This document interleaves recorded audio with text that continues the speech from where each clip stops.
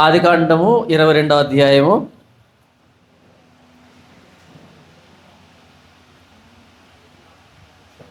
మనం 7వ వచనం వరకు చదువుకున్నాం కదా. 8 ఆదికాండము 22వ అధ్యాయం 1వ వచనం నుంచి 8 వచనాలు మనం ధ్యానించాం. మొదటి భాగంలో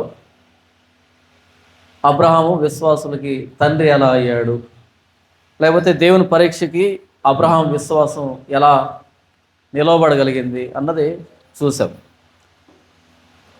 అబ్రహాము గెలవడానికి కారణాలు ఏంటన్నది చూసాం. 6వ వచనం నుంచి దహన బలికి కట్టెలు తీసుకొని తన కుమారుడు ఇస్సాకు మీద పెట్టి తన చేతితో నిప్పును కత్తిని పట్టుకొని పోయాను. వారిద్దరూ కూడి వెలుచుండగా ఇస్సాకు తన తండ్రి అయిన అబ్రహాముతో నా తండ్రి అని పిలిచెను. అందుకతడు ఏమి నా కుమారుడా నేను.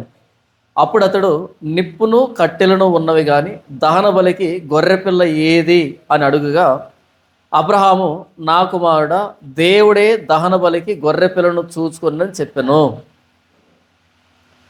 అలాగూ వారిద్దరూ కూడి వెళ్ళి దేవుడు అతనితో చెప్పిన చోటికి వచ్చినప్పుడు అబ్రహాం అక్కడ బలిపీఠం కట్టి కట్టెలు చక్కగా పేర్చి తన కుమారుడకు ఇస్సాకును బంధించి ఆ పీఠం పైన ఉన్న కట్టెల మీద ఉంచెను. 9వ వచనంలో ఏమని రాయబడుతుందంటే, వారిద్దరు వెళ్ళారు, అక్కడ బలిపీఠం కట్టాడు.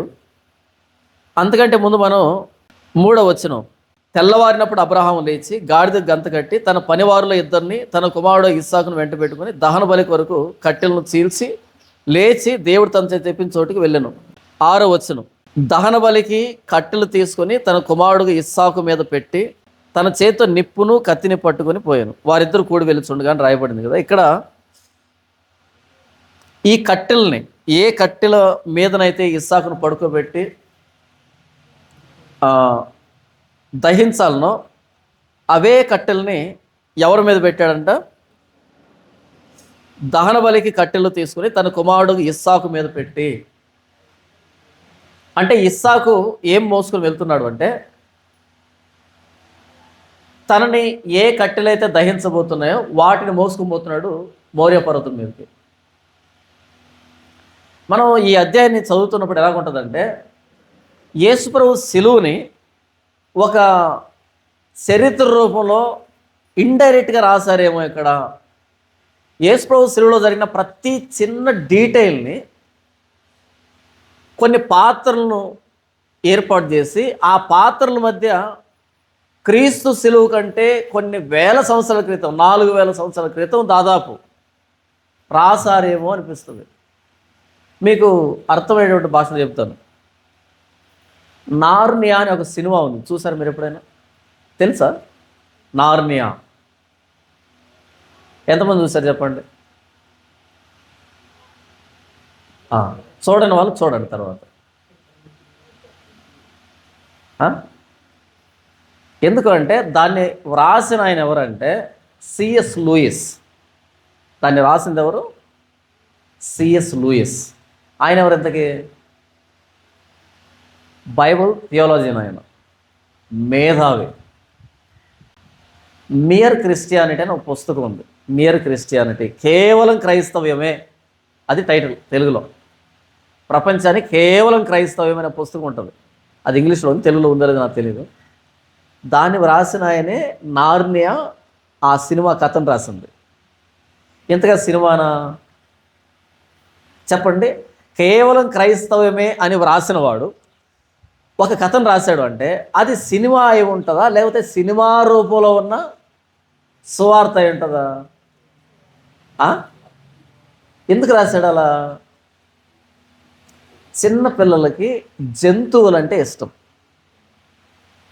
పంచతంత్ర కథలు మనకి ఇష్టమేనా? ఇష్టమే. కార్టూన్ నెట్వర్క్లో వచ్చే అవి మనకి ఇష్టమేనా? ఇష్టమే కదా.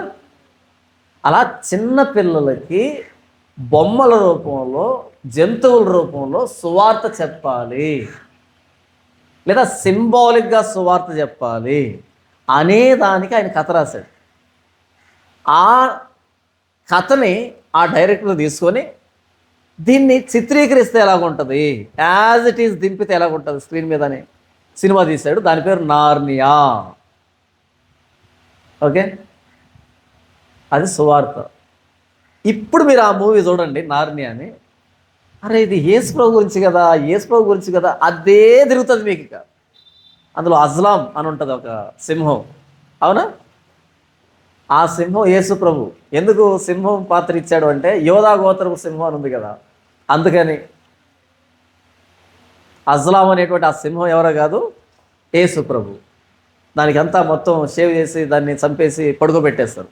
తర్వాత మళ్ళీ లేస్తుంది అది ఆ రాళ్ళను పగలగొట్టుకొని. రెజరెక్షన్. ఇది సిలువ, అది రెజరెక్షన్. అలా యేసు ప్రభు సువార్తని జంతువుల పాత్రలనిచ్చి చెబితే నార్నియా సినిమా ఎలాగైతే అయిందో, అలా యేసు ప్రభు సిలువకు ముందు 4000 సంవత్సరాల క్రితం ఎగ్జాక్ట్గా యేసు ప్రభు సిలువని కొన్ని పాత్రలను క్రియేట్ చేసి వాళ్ళ మధ్య ఒక చరిత్రను కనుక నడిపిస్తే ఎలాగుంటుంది అంటే దాని పేరు ఆదికాండం 22వ అధ్యాయం. ప్రతి చిన్న డీటెయిల్ యేసు ప్రభు సిలువనే చూపెడుతుంది. ఎగ్జాక్ట్గా యేసు ప్రభు కనపడతాడు అంతే. అలా ఎలా వ్రాసాడు మోషే అంటే పరిశుద్ధాత్మదేవుని నడిపింపు. పాత నిబంధనలో ప్రతి సందర్భం యేసు ప్రభువునే చూపెడుతుంది. ఒకవేళ మేము చదువుతున్నప్పుడు అనిపించట్లేదు బ్రదర్ అంటే మీరు బైబిల్ చదవట్లేదు. మీరే చరిత్ర పుస్తకాన్నో, లేకపోతే ఏ మోటివేషనల్ బుక్నో, లేకపోతే ఏ ఇన్స్పిరేషన్ బుక్నో, లేకపోతే మీకు ధైర్యం వచ్చేదానికో, ఇంకో దానికో, లేకపోతే ఏదో నాలెడ్జ్ వచ్చేదానికో చదువుకుంటారు తప్ప you are not reading Bible.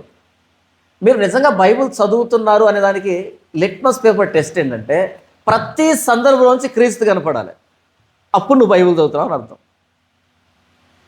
ఏదైనా సందర్భంలో క్రీస్తు నాకు కనిపించట్లేదు అన్నావు అనుకో, నువ్వు చదువుతున్నది బైబిల్ కాదు. ఎందుకు చదువుతున్నావు నువ్వు, అంతే, అదేదో పుస్తకం అంతే.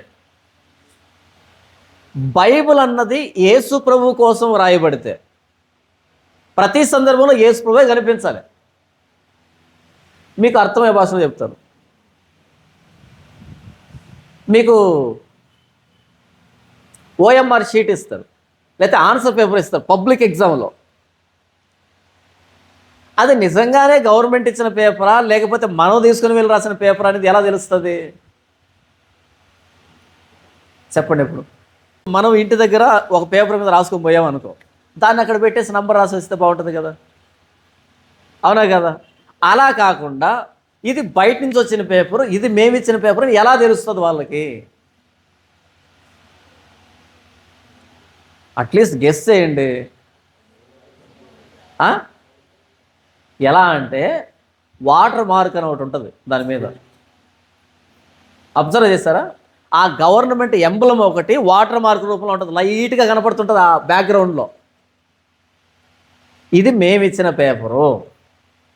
అది మనం తీసుకుని వెళ్ళిన పేపర్ తెల్లగా ఉంటుంది, ఏం కనపడదు దాంట్లో. ఆ వాటర్ మార్క్ ఉంటే అది మేము ఇచ్చింది.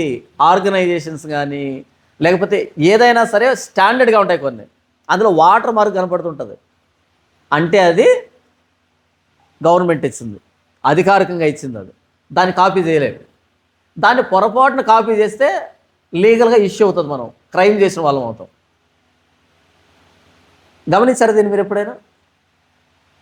అలా ప్రతి పేపర్లో ప్రతి సందర్భంలో యేసు ప్రభు శిలువ వాటర్ మార్క్ కనపడుతుండాలి.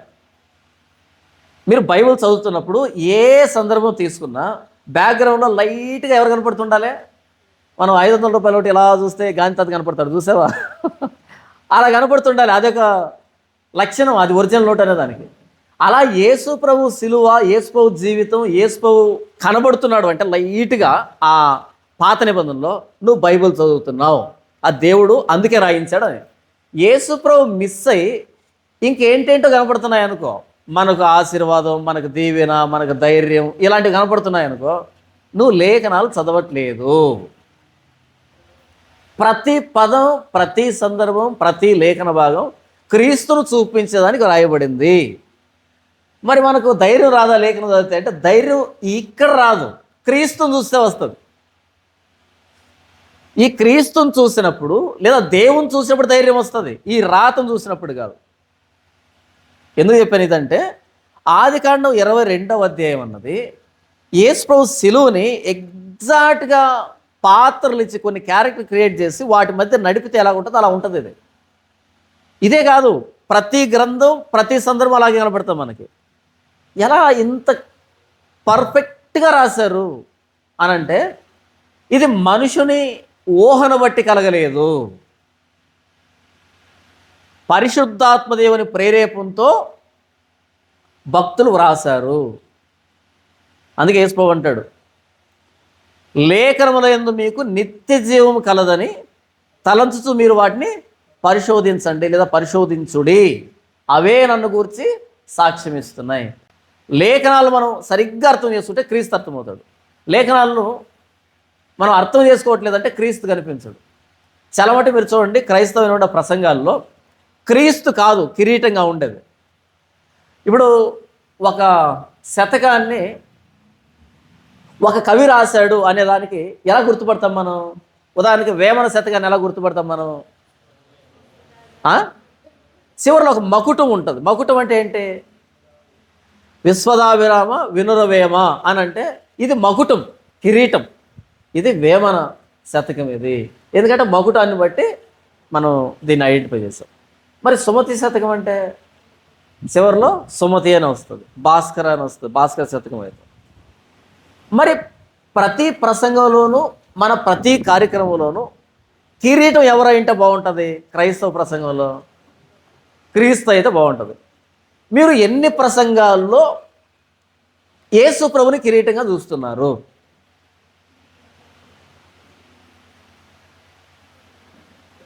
ఎన్ని ప్రసంగాల్లో ఏ ప్రసంగికుడి దగ్గర యేసు ప్రభు సిలువని కిరీటంగా మీరు చూస్తున్నారు అంటే, ప్రసంగం వింటున్నామా? వింటున్నాం. బైబిల్ టీచర్స్ టీచ్ చేస్తున్నారు. కిరీటం ఏంటి ఎంతగా ఆ ప్రసంగానికి? ఏమో. మీరు ఆశీర్వదించబడాలంటే అని ప్రసంగం చేశారనుకో, యేసు ప్రభుని ఎక్కడ పెట్టచ్చు మనం? ఎక్కడ పెడితే బాగుంటుంది?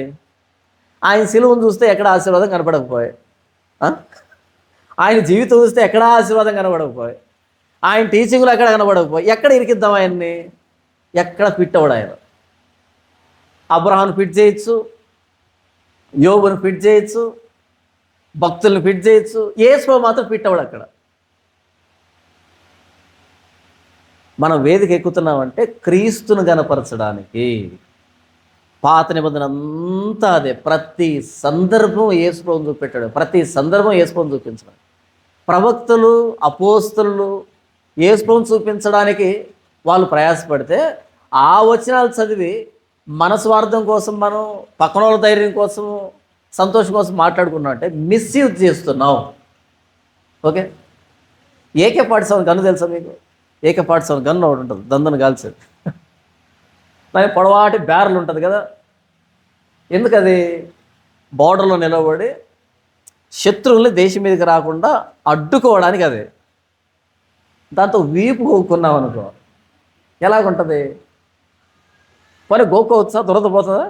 లక్ష్యంగా పోతుంది.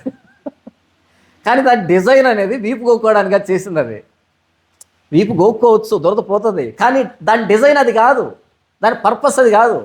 ఏ పర్పస్తో చేస్తారు దాన్ని? బార్డర్లో శత్రువులు ఎదుర్కోవడానికి చేస్తే నువ్వు వీపుకోకున్నావంటే నువ్వు AK-47 ఇన్సల్ట్ చేస్తున్నావు అని అర్థం. లేఖనాలు దేనికి రాయబడ్డాయి, దాంతో నువ్వు ఏం చేస్తున్నావు అన్నది ప్రశ్న. ప్రతి లేఖనం ప్రతి సందర్భం క్రీస్తుని గణపరచడానికే. ఎందుకు నేను ఈ మాట చెప్తున్నాను అంటే, ఇక్కడ నుంచి ప్రతి మాట మీరు చూడండి, ప్రతీది యేసు సెట్ అవుతుంది. మరైతే మిగతా గ్రంథాలు కనబడవు కదా అంటే, అక్కడ చాలా తెలివి ఉపయోగించాలి. ఇక్కడ డైరెక్ట్గా కనపడుతుంది, కానీ అక్కడ మొత్తం ఎసెన్స్ అంతా క్రీస్తుని చూపెడుతుంది. ఈ అధ్యాయం ప్రత్యేకత ఏంటంటే ప్రతిదీ డైరెక్ట్గా చూపించేస్తుంది. మిగతా అధ్యాయాలు మిగతా సందర్భాలు ఆ ఎసెన్స్లో నుంచి వస్తాడు క్రీస్తు. ఇక్కడ లిటరల్గా వచ్చేస్తాడు ప్రతిదానికి. ఇస్సాకు భుజాల మీద ఏం పెట్టాడు అంటే, ఆ బలి అర్పించేటువంటి కాల్చేటువంటి కట్టెలను ఇస్సాకు భుజం మీద పెట్టాడు. ఇస్సాకు తన సావును తాను మోసుకుంటూ ఎక్కుతాడు ఆ మోరియా పర్వతం మీదకి. ఎవరు గుర్తొస్తున్నారు మీకు? తన మరణాన్ని తాను మోసుకుంటూ ఆ కొండ మీదకి ఎక్కుతున్నాడు అంటే ఎవరు కనిపిస్తున్నారు మీకు? యేసు ప్రభు తన సిలువను తాను ఎత్తుకొని, తన భుజాల మీద ఎత్తుకొని తాను గొల్గొతా ఎక్కుతున్నాడు. కానీ ఇస్సాకుకి తెలియదు ఆయన ఏం చేస్తున్నాడో. క్రీస్తుకు తెలుసా? క్రీస్తుకు తెలుసు. ఎంత పర్ఫెక్ట్గా ప్లాన్ చేశాడు చూసా గ్రంథకర్త. ఆయన రాస్తే ఇది రాలే, ఇది జరిగింది కాబట్టి రాశాడు ఆయన. ఇది చరిత్ర, హిస్టరీ ఇది. ఇకపోతే మనం అబ్రహాం విషయంలో మొదటి భాగంలో చూస్తున్నాం. పెయిన్ఫుల్ జర్నీ, చాలా బాధపడ్డాడు ఆయన. అబ్రహాం బాధపడ్డా, ఆయన భరోసాతో వెళ్ళాడా అన్నది డిబేటబుల్. నేనైతే దాని మీద డిబేట్ చేయొచ్చు, ఓకే. కానీ యేసు ప్రభు ఎలా వెళ్ళాడు సిలువు దగ్గరికి అంటే, గెత్సెమనే తోటలో ఏడ్చి ఏడ్చి ఏడ్చి, రక్తం కారేంతగా ఏడ్చి, మరణమగునంతగా నా ప్రాణం దుఃఖంలో మునిగిపోయిందనేంతగా ఏడ్చి వెళ్తున్నాడు ఆయన. క్వైట్ ఆపోజిట్, కాంట్రాస్ట్ చూడండి. తర్వాత ఇప్పుడు 7వ వచనం చూడండి. ఇస్సాకు తన తండ్రి అయిన అబ్రహాముతో నా తండ్రి అని పిలిచెను. అతడు ఏమి నా కుమారుడా నేను. అప్పుడు అతడు నిప్పును కట్టెలను ఉన్నవి కానీ దహన బలికి గొర్రెపిల్ల ఏది అని అడుగుగా. ఇస్సాకు అమాయకంగా అడిగాడు, నాన్న నిప్పు ఉంది, కట్టెలు ఉన్నాయి, దహన బలి పశువు ఎక్కడా? కానీ క్రీస్తు క్లారిటీగా ఉన్నాడు. ఈ దొడ్డివి కానీ వేరే గొర్రెలు నాకు కలవు. అవును, నేను ఈ గొర్రెల కోసం ప్రాణం పెట్టాలి. అప్పుడు కాపరు ఒకడే అవుతాడు, మంద ఒకటే అవుతాడు. ఆయన క్లియర్గానే ఉన్నాడు. ఇది అనేకుల కొరకు విరవబడుతున్న నా శరీరం, ఇది క్రొత్త నిబంధన వలనైనా నా రక్తం. చాలా క్లారిటీతో ఉన్నాడు యేసు ప్రభు. గెత్సెమనే తోటలో ఆయన పట్టుకోవడానికి వచ్చారు. యేసు ప్రభు ఎదురుగా వెళ్ళి నిలబడుకున్నాడు. మీరు ఎవరిని వెతుకుతున్నారు? నజరేయుడైన యేసుని. నేనే. అంతకంటే ముందు నా ఖడ్గమా గొర్రెల మీద పడుము, గొర్రెలు చెదిరిపోవాలి అనే లేఖను నెరవేరాలని చెప్తాడు యేసు ప్రభు. ప్రతిదీ ముందుగా ఆయన యెరూషలేముకి వెళ్ళేటప్పుడు చెప్పాడు, మనం యెరూషలేముకి వెళ్తున్నాం, మనిషి కుమారుడు పెద్దల చేతను, ప్రధాన యాజకుల చేతను, అధికారుల చేత పట్టుకొనబడి, ఆయన కొట్టబడి, విసర్జించబడి, చంపబడి, సమాధి చేయబడతాడు, 3వ దినాన తిరిగి లేస్తాడు. ఇస్సాకు అమాయకంగా వెళ్ళాడు, యేసు ప్రభు క్లారిటీతో వెళ్ళాడు.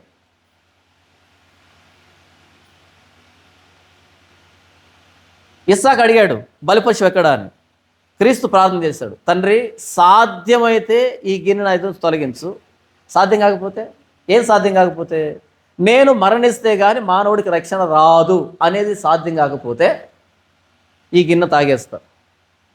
సాధ్యమైతే తొలగించు. ముమ్మారు ప్రార్థన చేశాడు. తర్వాత సిలువుకు వెళ్ళాడు అంటే ఏమని సమాధానం వచ్చి ఉంటుంది? అసాధ్యం. నీవు సిలువలో ప్రాణం పెట్టకపోతే మానవుడికి రక్షణ లేదు, అసాధ్యం. మనం అప్పుడప్పుడు ఏడుస్తుంటాం చాలా బాగా, ఎక్కువ, దేవుడు నా ప్రార్థన వినట్లేదండి అని. గుడ్ న్యూస్ ఏంటంటే యేసు ప్రార్థన కూడా విన్నా ఆయన.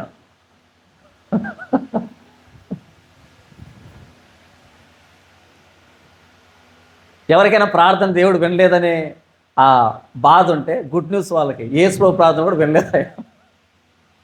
కాబట్టి ప్రార్థన చేయడం నీ బాధ్యత, నీ ధర్మం. వినాలా వద్దా ఆయన పని. వినినా దేవుని స్తోత్రమే, వినకపోయినా దేవుని స్తోత్రమే. అందులో తప్పించాలి అంటే తప్పిస్తాడు, లేదు అందులో ఇరికించి మహిమ పొందాలంటే శుభ్రంగా ఇరికిస్తాడు. రెండు ఆయన మహిమ కోసం. నా ప్రార్థన వినట్లేదండి, డిసప్పాయింట్ అవ్వద్దు. వినకపోవడం కూడా విన్నట్టే. ఇది సాధ్యం కాదు అనే సమాధానం వినలేదనే దాంట్లో అంతర్లీనంగా ఉంది. సిలువ మిస్ అయిపోయిందనుకో విన్నాడని, సిలువ మిస్ కాలేదనుకో విన్నాడని. ఏమని విన్నాడని? సాధ్యం కాదు నాయన అని చెప్పాడని.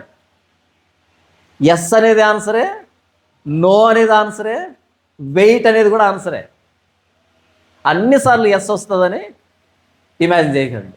నో వచ్చినా సరే ప్రభువా సమాధానం ఇచ్చినందుకు కృతజ్ఞతలు నాయన అని చెప్పండి.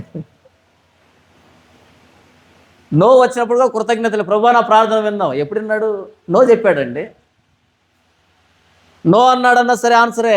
మోషే ప్రార్థన చేశాడు చరిత్రలో, విన్నాడా? ఇక మీద దీని గురించి మాట్లాడొద్దు, నేను నా దేశాన్ని తీసుకుని వెళ్ళను, కావాలంటే చూడు. మోషే ప్రార్థన వినలే. పోనీ అపోస్తలుడైన పౌలు ప్రార్థన విన్నాడా? ఈ ముళ్ళు తీసివేయమని ముమ్మారు ప్రార్థన చేశాడు. ఆయన ఏమన్నాడు? నా కృప నీకు చాలన్నాడు. అంటే ప్రార్థన వినలేదన్నమాట. కాబట్టి పెద్ద పెద్ద భక్తులు ప్రార్థనే, చివరికి యేసుబాబు ప్రార్థనే వినలేదు. మనం కాన్ఫిడెంట్గా ఉందాం ప్రార్థన చేసి, నా ప్రార్థన కూడా వినలేదు. అయితే ప్రార్థన మిస్ అయ్యద్దు, ప్రార్థన చేస్తూనే ఉండాలి. ఆయన ఎస్ చెప్పినా ప్రార్థన చేయాలి, నో చెప్పినా ప్రార్థన చేయాలి, వెయిట్ అని చెప్పినా సరే ప్రార్థన చేయాలి. ఎందుకంటే ఇది మన రిలేషన్, మన సంబంధం. ఓకే, ఆయన తండ్రి, మనం పిల్లలను. బిడ్డకి ఏం కావాలన్నా తండ్రిని అడుగుతాడు, తండ్రి మీద ఆధారపడతాడు. కొన్ని ఇస్తాడు, కొన్ని ఇవ్వడు. మన మంచి కాదేమో. ఇస్సాకు అమాయకంగా అడిగాడు, దహన బలి పశువు ఎక్కడా? కానీ యేసు క్లారిటీగా ఉన్నాడు, నేను చనిపోకపోతే ఈ రక్షణ కార్యం అనేది జరగదు, చనిపోవాల్సిందే అని. 8వ వచనం, అబ్రహాము నా కుమారుడా, దేవుడే దహన బలికి గొర్రె పిల్లను చూచుకొనును అని చెప్పాడు.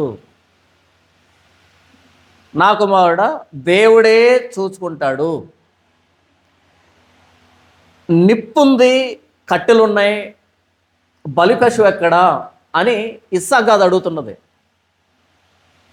హేబేలు దగ్గర నుంచి మానవ జాతి అడుగుతున్న ప్రశ్న ఇది. మేము సిద్ధపరచుకున్న నిప్పు, మేము సిద్ధపరచుకున్న కట్టెలు, మేము సిద్ధపరచుకున్న గొర్రెలు సరిపోవట్లేదు. దేవుడు సిద్ధపరిచిన బలి పశువు ఎప్పుడు వస్తుంది ఈ లోకానికి? మనకైనా లేవీ కాండంలో దాని బలి పశువులు ఉన్నాయి, తాత్కాలికంగా మనల్ని పాప విముక్తి చేసేటువంటి పశువులు. కానీ బయట మతాల్లో పాపం నిప్పు ఉంది, కట్టెలు ఉన్నాయి, ఏం లేదు, బలి పశువు లేదు. పాపం నిప్పు ఉంది, కట్టెలు ఉన్నాయి, బలి పశువు లేదు. ఇది మానవ జాతి ఏదేం తోట నుంచి అడుగుతున్న ప్రశ్న. నీవు సిద్ధపరిచిన బలి పశువు ఎక్కడా? మేము నిప్పు సంపాదించుకోగలుగుతాం, కట్టెలు సంపాదించుకోగలుగుతాం, బలి పశువు ఎక్కడా? దానికి సమాధానమే, ఇదిగో లోక పాపను మోసుకొని పోవు దేవుని గొర్రె పిల్ల. బాప్తీసం ఇచ్చే యోహాను చెప్పిన సమాధానం ఈ ప్రశ్నకి. ఆయన బలిని సిద్ధపరిచేంత వరకు, ఆయన బలి పశువుని సిద్ధపరిచేంత వరకు మనం తెచ్చుకున్న పశువులు సరిపోవు, మనం తెచ్చుకున్న నిప్పు సరిపోదు, మనం తెచ్చుకున్న కట్టెలు సరిపోవు. కోట్ల కొలది అర్పించుకుంటూ ఉండాల్సిందే. కానీ ఆయన కట్టెలు సిద్ధపరిచాడు, దాని పేరు సిలువ. ఆయన నిప్పును సిద్ధపరిచాడు, ఉగ్రత పాత్ర. ఆయన బలి పశువును పంపించాడు, ప్రభువైన యేసుక్రీస్తు. అందుకే మనం ఇక మీద బలి అర్పించట్లే. యుగాంతం వరకు ఉండేటువంటి ఒక్కటే బలి, సంపూర్ణమైన బలి. దహన బలి పశువు ఎక్కడా? ఒకవేళ అబ్రహాము స్థానంలో మనం ఉంటే కనుక ఇస్సాకు బాప్తీసం ఇచ్చే యోహాను అడిగే ప్రశ్న నాకు తెలియదు అంటే బాగుండేది కదా. బాప్తీసం ఇచ్చే యోహాను అయితే చూపెడతాడు, ఇదిగో లోక పాపలను మోసుకొని పోయే దేవుని గొర్రె పిల్ల, ఇది గొర్రె పిల్ల, దేవుడు సిద్ధపరిచే లోకాన్ని పంపించాడు అని. అబ్రహాము నా కుమారుడా, దేవుడే దహన బలికి గొర్రె పిల్లను చూసుకుని చెప్పాను. అలాగూ వారిద్దరూ కూడి వెళ్ళి దేవుడు అతనితో చెప్పిన చోటికి వచ్చినప్పుడు అబ్రహాం అక్కడ బలిపీఠమును కట్టి కట్టెలు చక్కగా పేర్చి తన కుమారుడు ఇస్సాకును బంధించి ఆ పీఠం పైన కట్టెల మీద ఉంచెను. ఆ ప్లేస్కి రాగానే కట్టెలు చక్కగా పేర్చి ఇస్సాకుని బంధించి.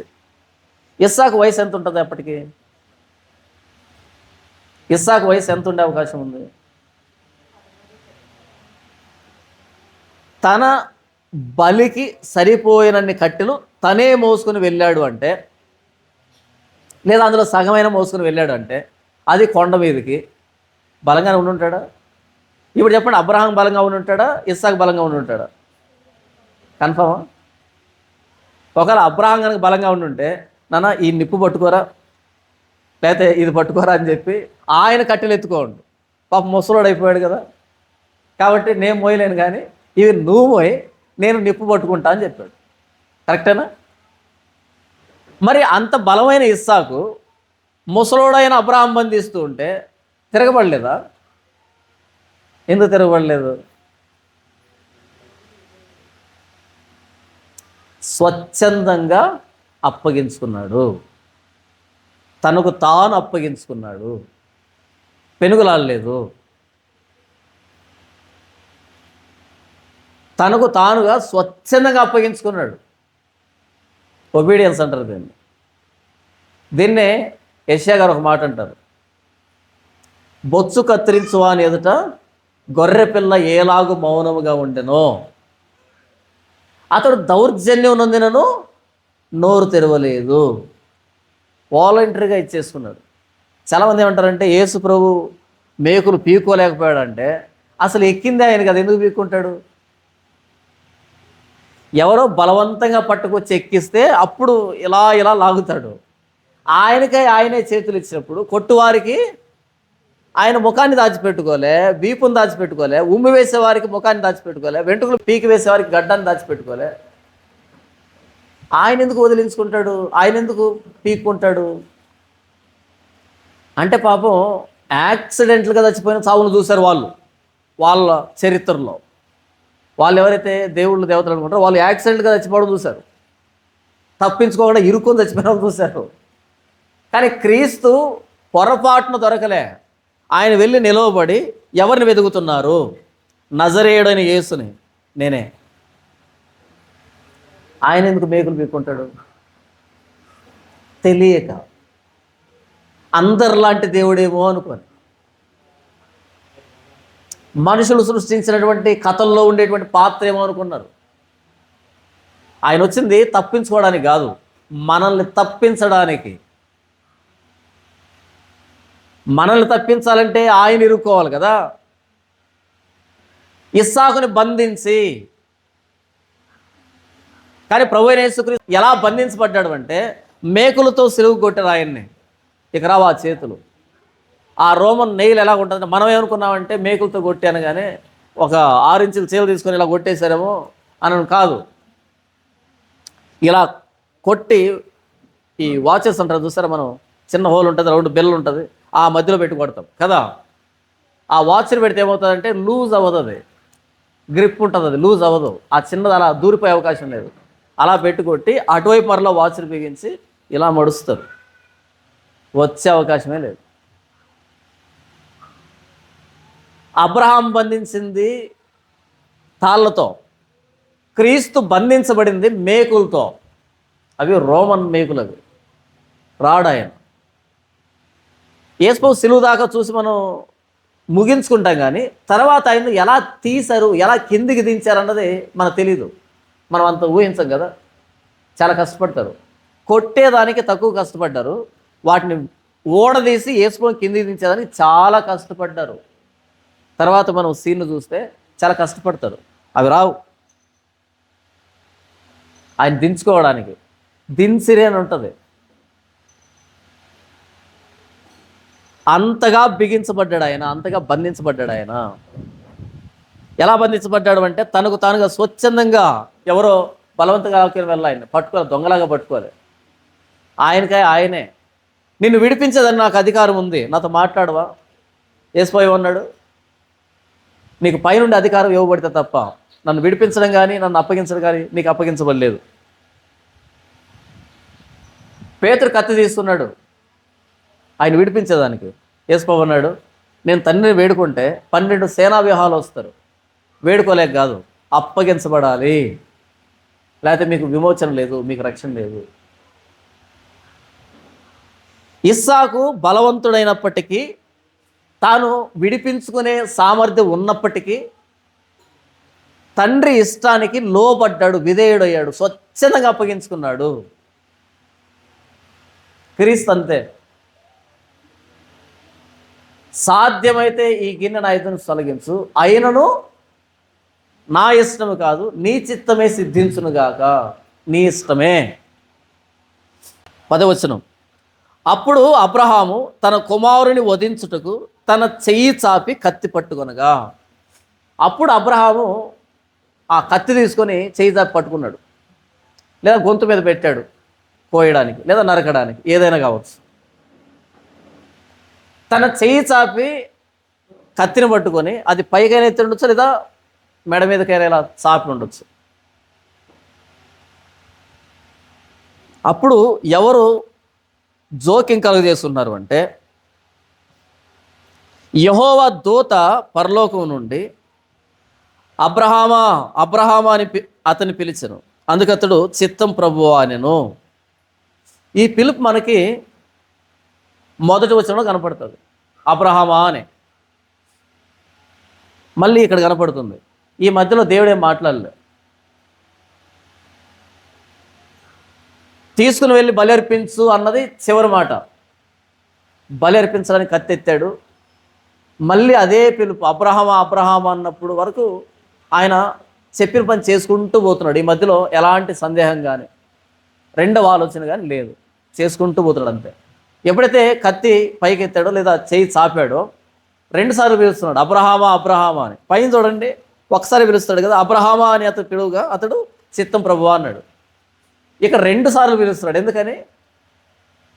ఏదైతే ఆయన మొదటి వచ్చిన సెలవిచ్చాడో ఇక ఎవరు చెప్పినా వినే పరిస్థితులు లేడు అబ్రహాం. ఆయన చెప్పాడు, నేను చేయాలంతే. కాబట్టి ఎంత తొందరగా చేస్తున్నాడు ఆయన అంటే, ఆపడానికి జోక్యం కలుగు చేస్తున్నాడు. 2 సార్లు పిలుస్తున్నాడు, అబ్రహామా అబ్రహామా ఆగు. పరలోకం జోక్యం కలుగు చేసుకుంటే తప్ప అబ్రహాం ఆగేవాడు కాదు, ఇంకెవ్వరు ఆపలేరు ఆయన్ని. మొదట పిలిచిన దానికంటే రెట్టింపు జోక్యం కలుగు చేసుకుంటే తప్ప ఈయన ఆగడు.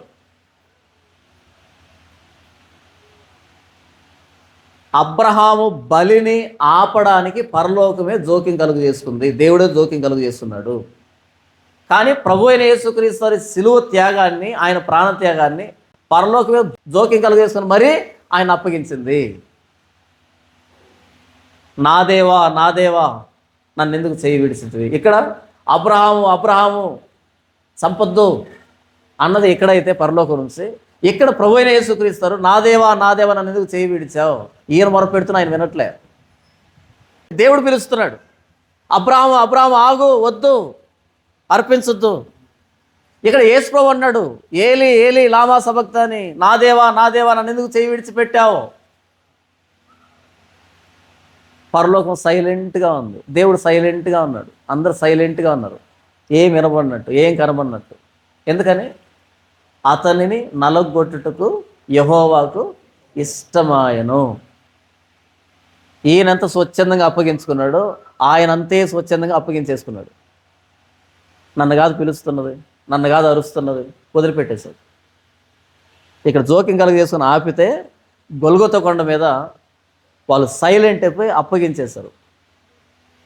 అబ్రహాం బలిని దేవుడు ఓకే ఇక చాలు అన్నాడు. కానీ శిలువ మీద ఏదైతే ఉందో సమాప్తం అనేంత వరకు వదిలిపెట్టలేదే. సమాప్తం అనేంత వరకు, కంప్లీట్ అయ్యేంత వరకు వదిలిపెట్టలే. ఇక్కడ బలి హాఫ్ జరిగింది అంతే, పడుకోబెట్టి కత్తెత్తాడు అంతే, హాఫ్. అర్థం జరిగేటప్పటికీ ఇక చాలు నాకు అర్థమైంది. కానీ గొల్గొతా కొండ మీద పూర్తిగా సమాప్తమని ప్రాణం విడిచేంత వరకు మరలా వెలుగు రాలే. ఎప్పుడు మరలా వెలుగు వచ్చింది? మొత్తం చీకటి కమ్మింది 12 గంటల నుంచి 3 గంటల వరకు. ఆ దేశం అంతటా చీకటి, ఏం కనిపించట్లే. చివరిగా కేక వినిపించింది, నా ఆత్మని నీకు అప్పగించుకొనిచున్నాను, సమాప్తం అనే మాట వినబడేటప్పటికి అప్పుడు తెల్లగా మరలా వెలుగు ప్రకాశించింది. చూస్తే యేసు ప్రభు విగత జీవిగా వేలాడుతున్నాడు, ప్రాణం లేదు ఆయనకు. లాస్ట్ అయిపోయేంత వరకు, చివరికి వచ్చేంత వరకు, ఆయన ప్రాణం పోయేంత వరకు సైలెంట్, ఆయన స్పందించలే. కానీ ఇక్కడ హాఫ్ చేసేటప్పటికి ఇక చాలా అబ్రహాము అంటున్నాడు. ఎంత పర్ఫెక్ట్గా ఫిట్ చేసి, ఎంత ఆపోజిట్లో నెరేషన్ తీసుకుని వెళ్తున్నాడు చూసావా. ఎందుకు యేసు ప్రభు సిలువ ఆగలేదు, అలా కొనసాగింది? ఎందుకు ఇస్సాకు విషయంలో ఆగిపోయింది? ఇస్సాకు విషయంలో అబ్రహాం విశ్వాసం మనకు తెలిస్తే సరిపోతుంది, అంతకుమించి మనకు ఉపయోగం లేదు. యేసు ప్రభు విషయంలో మనకు విశ్వాసం కలగాలంటే ఆయన చచ్చిపోవాలి. అబ్రహాము మన విశ్వాసాన్ని మోటివేట్ చేయడానికి మనకి వస్తాడు. యేసు ప్రభు మన విశ్వాసాన్ని పుట్టించేదానికి, దాన్ని కొనసాగించేదానికి మనకి వస్తాడు. అబ్రహాము విశ్వాసులు తండ్రి అయ్యాడు. యేసు ప్రభు విశ్వాసానికి కర్త అయ్యాడు, దాన్ని కొనసాగించేవాడు అయ్యాడు. కాబట్టి హాఫ్లో ఆపకూడదు, లాస్ట్ చివరి దాకా ఆయన అనుమతించాలి. అబ్రహాం కనపరిచిన విశ్వాసం ఆయన్ను, ఆయన కొడుకును రక్షించింది. యేసు ప్రభు అప్పగించుకున్న విధానం విశ్వాసులందరినీ బ్రతికిస్తుంది.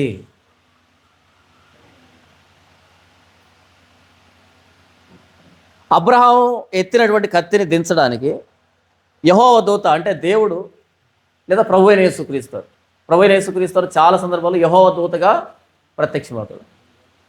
సాక్షాత్తు యేసు ప్రభు, అబ్రహాము కత్తి దించు, ఆ కత్తి పడాల్సింది నా మీద, ఇస్సాకు మీద కాదు.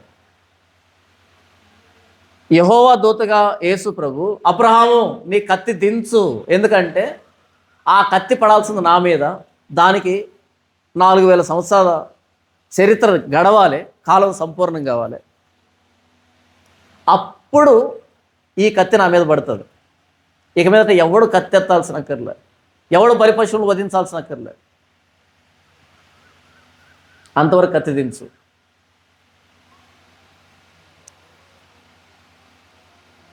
12వ వచనం, అప్పుడు ఆయన ఆ చిన్నవాని మీద చెయ్యి వేయకము, అతన్నేమీ చేయకము, నీకు ఒక్కడే ఉన్న నీ కుమారుని నాకీయ వెనక తీయలేదు కనుక నీవు దేవునికి భయపడువాడవని ఇందువలన నాకు కనబడుతున్నది అనెను. నీ ఒక్కడే ఉన్న కుమారుణ్ణి నాకు ఇవ్వడానికి వెనక తీయలేదు కాబట్టి నీకు దేవుడు అంటే భయం ఉందని నాకు ఇప్పుడు అర్థమైంది. అంటే అంతకుముందు తెలియదా దేవుడికి? ఆయనకు తెలియదనిగా చెప్తున్నదే. ఇప్పుడు నేను చెప్పగలను భవిష్యత్తుతో, చరిత్రతో, అబ్రహాముకి నేనంటే భయం, నేనంటే ప్రేమ అని చెప్పగలను. తనకు ఒక్కడై ఉన్న కుమారుణ్ణి ఇవ్వడానికి వెనుక తీయక అనే పదప్రయోగం జరిగింది కదా. రోమీయులకు రాసిన పత్రిక 8వ అధ్యాయము 32వ వచనం చూడండి. తన సొంత కుమారుని అనుగ్రహించుటకు వెనుక తీయక మన అందరి కొరకు ఆయనను అప్పగించిన వాడు ఆయనతో పాటు సమస్తమును మనకెందుకు అనుగ్రహింపడు? అపోస్తలులు రాసిన ప్రతి పదం పాత నిబంధనలో చూడండి అని. ఎగ్జాక్ట్గా వెనుక తీయక అనేటువంటి పదం ఎక్కడుంది? ఇస్సాకు సందర్భంలో. ఇస్సాకుని ఒక్కడై ఉన్న కుమారుని, ఇదే మనం ఒక్కడై ఉన్న కుమారుడు అనేదాన్ని చూడండి. యోహాను సువార్త 1వ అధ్యాయం వచనం ఎంత? 18వ వచనం. ఎవడును ఎప్పుడైనాను దేవుని చూడలేదు, తండ్రి రొమ్మున ఉన్న అద్వితీయ కుమారుడే. అక్కడ 2వ నంబర్ పెట్టాడా? జనితైక, అద్వితీయ కుమారుడు. ఇంకో కుమారుడు లేడు అలాంటోడు. ఎందుకంటే దేవదూతలను కుమారులను పిలిచాడు ఆయన, మనల్ని కుమారులను పిలిచాడు ఆయన. కానీ యేసు ప్రభువుని కుమారుడు అంటే ఇలాంటి కుమారుడని కాదు, జనితైక, అద్వితీయ, ఇంకొకరు లేడు. అందుకనే ఆదికాండం రాస్తున్నటువంటి భక్తుడు, నీకు ఒక్కడై ఉన్న కుమారుని వెనుక తీయక. అందులో విశేషం ఏముండదు, ఈయన నర్పించినా ఇంకొకరిని ఇస్తాడు ఆయన. ఉదాహరణకి ఇస్సాకు నర్పించాడు, ఇస్సాకు తిరిగి లేవలేదు, ఇంకొకరిని ఇవ్వడా? ఇస్తాడా? ఇవ్వకపోయినా ఇస్మాయిల్ ఉన్నాడు. తర్వాత కేతూరాన్ని చేసుకున్నాడా? కుమారులు వచ్చారు. కాన్ఫిడెంట్ ఉంది అక్కడ అబ్రహాంకి, ఒక ధైర్యం ఉంటుంది. కానీ జనితైక కుమారుడు, అద్వితీయ కుమారుడు అంటే యేసు ప్రభు లాంటి కుమారుడు ఇంకొక లేడు. ఆ రిలేషన్ అన్నది మనకు అర్థం కాదు. అబ్రహాము తన ఒక్కడై ఉన్న కుమారుని ఇవ్వడం, దేవుడు గొప్పవాడు కాబట్టి, ఈయన చిన్నోడు కాబట్టి ఇచ్చాడు. ఎందుకంటే ఆ కుమారుని ఇచ్చింది కూడా దేవుడే కాబట్టి. కానీ యేసు ప్రభుని మనకు వెనక తీయకుండా ఇచ్చాడు. చూసావా? ఇది మనకు అర్థం కాదు, మనకెప్పటికీ అర్థం కాదు.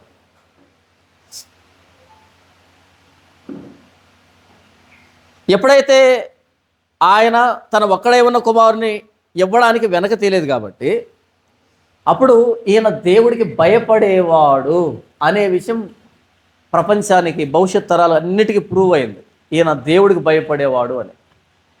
ఎప్పుడైతే దేవుడు తన ఒక్కడే ఉన్న కుమారుణ్ణి, జనితై కుమారుణ్ణి మనకు అర్పించాడో అప్పుడేం ప్రూవ్ అయిందంటే దేవుడు లోకమును ఎంతో ప్రేమించను కాగా తన అద్వితీయ కుమారునిగా పుట్టిన వాని యందు విశ్వాసం ఉంచి ప్రతివాడు నశింపక నిత్యం పొందినట్లు ఆయనను అనుగ్రహించెను. దేవుడికి మనం అంటే ఎంత ప్రేమో ఇక్కడ ప్రూవ్ అయింది. అబ్రహాం అర్పించినప్పుడు అబ్రహాముకి దేవుడు అంటే ఎంత భయమో, ఎంత భక్తో, ఎంత విశ్వాసం అన్నది అక్కడ ప్రూవ్ అయితే అబ్రహాం విషయంలో. సిలువలో మనకేం ప్రూవ్ అవుతుందంటే మనమంటే దేవుడికి ఎంత ప్రేమ అనేది ప్రూవ్ అవుతుంది సిలువలో. తర్వాత చూడండి, అప్పుడు అబ్రహాము కన్నులెత్తి చూడగా పొదలో కొమ్ములు తగులుకొని ఉన్న ఒక పొట్టేలు వెనక తట్టున కనబడెను. అప్పుడు అబ్రహాము చేయి పక్క తీయగానే అల్లం దూరంలో పొదలో ఒక పొట్టేలు, గొర్రె పిల్ల అన్నాడు కదా, పొట్టేలు, గొర్రె పిల్ల, ఎగ్జాక్ట్గా పొట్టేలు. ఇంతకీ అబ్రహాం చెప్పినప్పుడు అది పొదలో ఇరుక్కుందా, లేదా అది పొదలో ఇరుక్కున్నప్పుడు ఈయన చెప్పాడా? ఏది ముందు ఏది వెనకాల? అబ్రహాం గొర్రె పిల్ల అన్నప్పుడు అది పొదలో ఇరుక్కుందా, లేకపోతే అది ఇరుక్కున్న తర్వాత ఈయన చెప్పాడా? ఫస్ట్ అబ్రహాం చెప్పడమా లేకపోతే దేవుడు సిద్ధపరచడమా? ఫస్ట్ అబ్రహాం చెప్పాడు కాబట్టి అది ఇరుక్కుందా, దేవుడు ఇరికించాడు కాబట్టి అబ్రహాం చెప్పుకుంటాడా? యెహోవా ఈరే, యెహోవా చూసుకుంటాడు. యెహోవా ఆల్రెడీ చూచి పెట్టాడు. ఆయన చూచి పెట్టాడని వీళ్ళు చూడడానికి టైం పట్టింది. అది ఇస్సాకుతో చెప్తున్నాడు యెహోవా చూసుకుంటాడని. ఎందుకంటే గతంలో ఆయన యెహోవా ఈరే ఏంటో తెలుసు, యెహోవా ఎలా ఎలా సిద్ధపరిచాడో, ఎలా చూసుకున్నాడో తెలుసు కాబట్టి ఇప్పుడు కూడా చూసుకొని ఉంటాడు ఆయన. దేవుడు ఫస్ట్, మనం సెకండ్. మొదట ఆయన మనల్ని ప్రేమించను కనుక మనం దేవుని ప్రేమిస్తున్నామంటే మన గొప్పతనం కాదు అది. ఫస్ట్ ఆయన ప్రేమించాడు కాబట్టి, ఆయన ఫస్ట్ ప్రేమించాడు కాబట్టి తర్వాత మనం ప్రేమిస్తున్నాం. మనం దేవుని ప్రేమించట్లే. మనం ఏమంటాం తెలుసా? మేము యేసుప్రభువుని నమ్ముకున్నామండి అని. స్పెల్లింగ్ తప్పు. యేసుప్రభు మమ్మల్ని నమ్మాడండి అని చెప్పాలి. అర్థమైందా? ఈసారి ఎప్పుడు కూడా మేము యేసుప్రభువుని నమ్ముకొని ఎంతకాలం అయిందంటే అని అనకంటే, యేసుప్రభు మమ్మల్ని నమ్మాడని మాకు తెలిసి ఎంతకాలం అయిందంటే అని అంటే, అది దాని టైమింగ్. ఇది నాకు ఎలా వెలిగిందంటే బైబిల్ చదివి కాదు, మా చేసిన ఆయన చెప్పాడు. ఆయన యేసుప్రభువుని నమ్మలే. ఒకసారి మా చేసిన ఉన్నాడు పక్కనే, ఆయన భలే వితండవాది నాకంటే. ఏది ఒప్పుకోవడం పట్టాన ఫస్ట్ టైం నాకు ఇచ్చిన కాంప్లిమెంట్ అది ఆయన జీవితంలో. ఇంత పుట్టుంచి నన్ను అపోజిషన్లోనే చూశాడు ఆయన. ఎందుకంటే అప్పటి నుంచి మనం చెప్పిన వాటి రకం కాదు కాబట్టి అపోజిషన్గా చూశాడు. ఎందుకో ఆ రోజే కాంప్లిమెంట్ ఇచ్చాడు, అదే చివరి రోజు కూడా. ఆ తర్వాత మేము ఎప్పుడు ఒకరినొకరు తారసపడలేదు, ఎప్పుడు మాట్లాడుకునేది లేదు. అంత మంచి సంబంధం మా ఇద్దరికి. అలా ఏంటంటే ఆయన ఇచ్చిన కాంప్లిమెంట్ ఏంటంటే అలా చూస్తాను నా వైపు, ఒక విధమైన నవ్వు, చిరునవ్వుతో నవ్వుతూ, ఒక గర్వంగా ఏదో కనుక్కున్నట్టుగా నవ్వుతూ అలా చూస్తున్నాడు. ఏమేం చేసిన ఆయన అన్నా అంటే ఆయన అన్నాడు, ఒరే నువ్వు యేసుప్రభువుని నమ్మలేదురా అన్నాడు. నేను ఇంత మాట అనేసాడు అనుకున్నా. యేసుప్రభు నేను నమ్మాడు రా అన్నాడు. అప్పుడు చాలాసేపు ఆలోచించాను, కరెక్టే కదా ఇది. నేను యేసుప్రభువుని నమ్ముంటే కనుక నేను ఆలోచించి బేరుజు వేసుకొని నా సమస్యను గుర్తించి ఆయన పరిష్కారాన్ని గుర్తించి అప్పుడు వెళ్ళి నమ్మాను అనుకో, నా గొప్పతనమే అవుతుంది. మళ్ళీ రివర్స్లో ఆలోచించాను, కాదు సువార్త మా ఇంటికి ఎప్పుడు వచ్చిందో, ఎంత ప్రణాళిక నడిచిందో, ఎంత దూరం వచ్చిందో, ఎన్ని పరిస్థితులు దాటామో. నాకంటే ముందు నా చెల్లి వెళ్ళడం ఏంటి, ఎక్కడికో సుదూర ప్రాంతానికి వెళ్ళడం ఏంటి, అక్కడ హాస్టల్లో చేరడం ఏంటి, అక్కడ వార్డెన్ ఈవిడితో మాట్లాడడం ఏంటి, ఆవిడ చర్చి తీసుకెళ్ళడం ఏంటి, ఈవిడ నమ్ముకోవడం ఏంటి, ఈవిడ రావడం ఏంటి, నా చెప్పడం ఏంటి. నేను కాదు నమ్మింది యేసుప్రభుని, ఆయన నమ్మాడు. ఆయన నన్ను నమ్మాడని నాకు మొన్న తెలిసింది. అదే ఆ బాప్తీసంలో తెలిసింది. చాలామంది ఏమంటారు అంటే నేను యేసుప్రభుని నమ్మానంటే అంటాం. యేసు నిన్ను నమ్మాడని నీకు తెలిసిన రోజు అది బాప్తిసం రోజు. నువ్వు నమ్మలే, నువ్వు నమ్మిన దగ్గర నువ్వు గొప్పవాడు అయిపోతావు. ఆయన మొదట మనల్ని ప్రేమించాడు. ఇలా యేసు దిగావంట, అప్పుడేం చెప్పాలి? నేను యేసు దిగలేదండి, యేసు ప్రభువే దిగి వచ్చాడండి నా కోసం అని చెప్పాలి. యేసు నమ్మడం అంటే దిగడం కాదు, ఎక్కడం. యేసు నమ్మడం అంటే ఎక్కడం పైకి. ఆయనే నా కోసం దిగి వచ్చిన దేవుడని నేను గుర్తుపట్టానండి. నమ్మకుండా ఉండలేకపోయానండి, ఆయన దగ్గరికి వెళ్ళకుండా ఉండలేకపోయానండి. కొంతమంది అంటారు యేసుని కొలుస్తున్నాం. మనం చేసిన పాపాన్ని కొలిసి ఆయన సిరులో ఆయన మీద కొమ్మరించుకున్నాడు, అదే విషయం. మనం కొలిచేది ఏంటి? మన కొలత ఏంటి? ఆకాశ మండలం కంటే మిక్కిలి హెచ్చైన వాడిని మనం కొలిచేది ఏంటి? దేంతో కొలుస్తున్నారు? ఆకాశ మండలం కంటే మిక్కిలి హెచ్చైన వాడు ఆయన కొలవడం ఏంటి? ఎంత కొలిచినా మనం అక్కడికి వెళ్ళలేం కాబట్టి ఆయన వచ్చాడు, తన స్థాయిని తగ్గించుకున్నాడు, శరీరాకారంలో వచ్చాడు, మనలాంటి వ్యక్తిగా వచ్చాడు, అంత తగ్గించుకున్నాడు.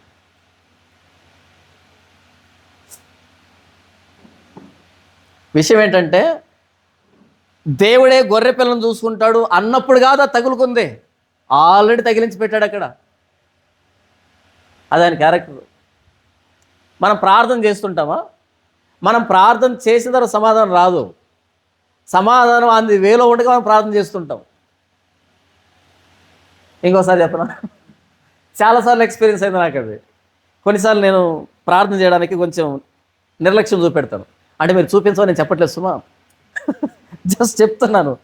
విషయం ఏంటంటే ఆల్రెడీ అది బయలుదేరింది, చేస్తే ఏంటి చేయకపోతే ఏంటి, అది చేస్తాను ఏంటి, ఆల్రెడీ బయలుదేరింది, అది ఆన్ ది వేలో ఉంది. ఇప్పుడు నేను మోకరిస్తున్నాను. ఏంటి దాని నిదర్శనం? మాట నా నాలుకకు రాకమునుపే దాని అంతాన్ని ఎరిగిన దేవుడివి. నేను ఆమేనని ఎక్కడంటానో ముందు ఆయన తెలుసు అంటారు. తెలుసు కాబట్టి ఏం చేశాడు? ఆన్సర్ని పంపిస్తున్నాడు, అది ఆన్ ది వేలో ఉంది. ఇప్పుడు మోకరిస్తున్నాను, ప్రభువా కష్టాల్లో పడిపోయినాయన, ఇబ్బందులు పడిపోయినాయన. ఆయన ఏమంటాడు తెలుసా? ఒరే పంపించారా, కాలం అయిపోయింది, నీకు నోటిఫికేషన్ రావడం ఆలస్యం అంటారా స్వామి. కొన్నిసార్లు మనం డిపాజిట్ చేస్తాం, వాళ్ళకి పడుతుంది, మనకు నోటిఫికేషన్ రాదు, స్విచ్ ఆఫ్ చేసి పెట్టుకుంటాం, ఫ్లైట్ మోడ్లో ఉంటుంది, అది ఓపెన్ చేస్తే కదా వచ్చేది. ఈ మధ్యలో ఎవరో ఫోన్ తీసుకొని అన్న కష్టాల్లో ఉన్నట్టు వరకు పంపించి నిన్న పంపించాను రా స్వామి, నీకు మెసేజ్ రాలేదంటే ఆగన్నా, అప్పుడు ఆన్ చేస్తే అప్పుడు టింగ్ అని వస్తుంది, వచ్చిందన్నో. ఆయన సమాధానం పంపించి చాలా కాలం అయిపోయింది, నువ్వు ప్రార్థనకు మోకరించడం చాలా ఆలస్యం అవుతుంది అంతే. ఆమె నన్ను చూడు, ఆ పొట్టేలు కొమ్ములు చిక్కుకొని అక్కడ ఉండడం మొదట, ఈయన చెప్పడం తరువాత చెప్పాడు. అలా కాకుండా పొట్టేలు అలా ఓపెన్ గ్రౌండ్లో నిలబడి ఉంటే బాగుండు కదా, చిక్కుకోవడం ఎందుకు? ఓపెన్ గ్రౌండ్లో పచ్చిక బయల్లో అలా తిరుగుతూ ఉంటే, అలా పడుకొని ఉంటే హాయిగా, అదిగా పడుకున్న పొట్టేలు తీసుకొని అంటే బాగుండు కదా, ఎందుకు చిక్కుకోవాలి? క్రీస్తును కూడా బంధించాలి కదా, క్రీస్తును కూడా బిగించాలి కదా, ఈ సిలువుకి ఆయన ఇరుక్కోవాలి కదా, ఇరుక్కున్న ఆయన తర్వాత కదా మనం విడదీసుకోవాలి. కనుక ఆ పొట్టేలు చిక్కుకోవాలి.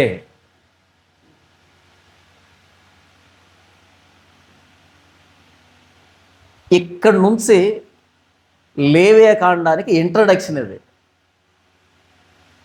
ఆ పొట్టేలు చిక్కుకొని ఉందని రాయబడింది కదా, అది లేవియా కాండానికి పరిచయం.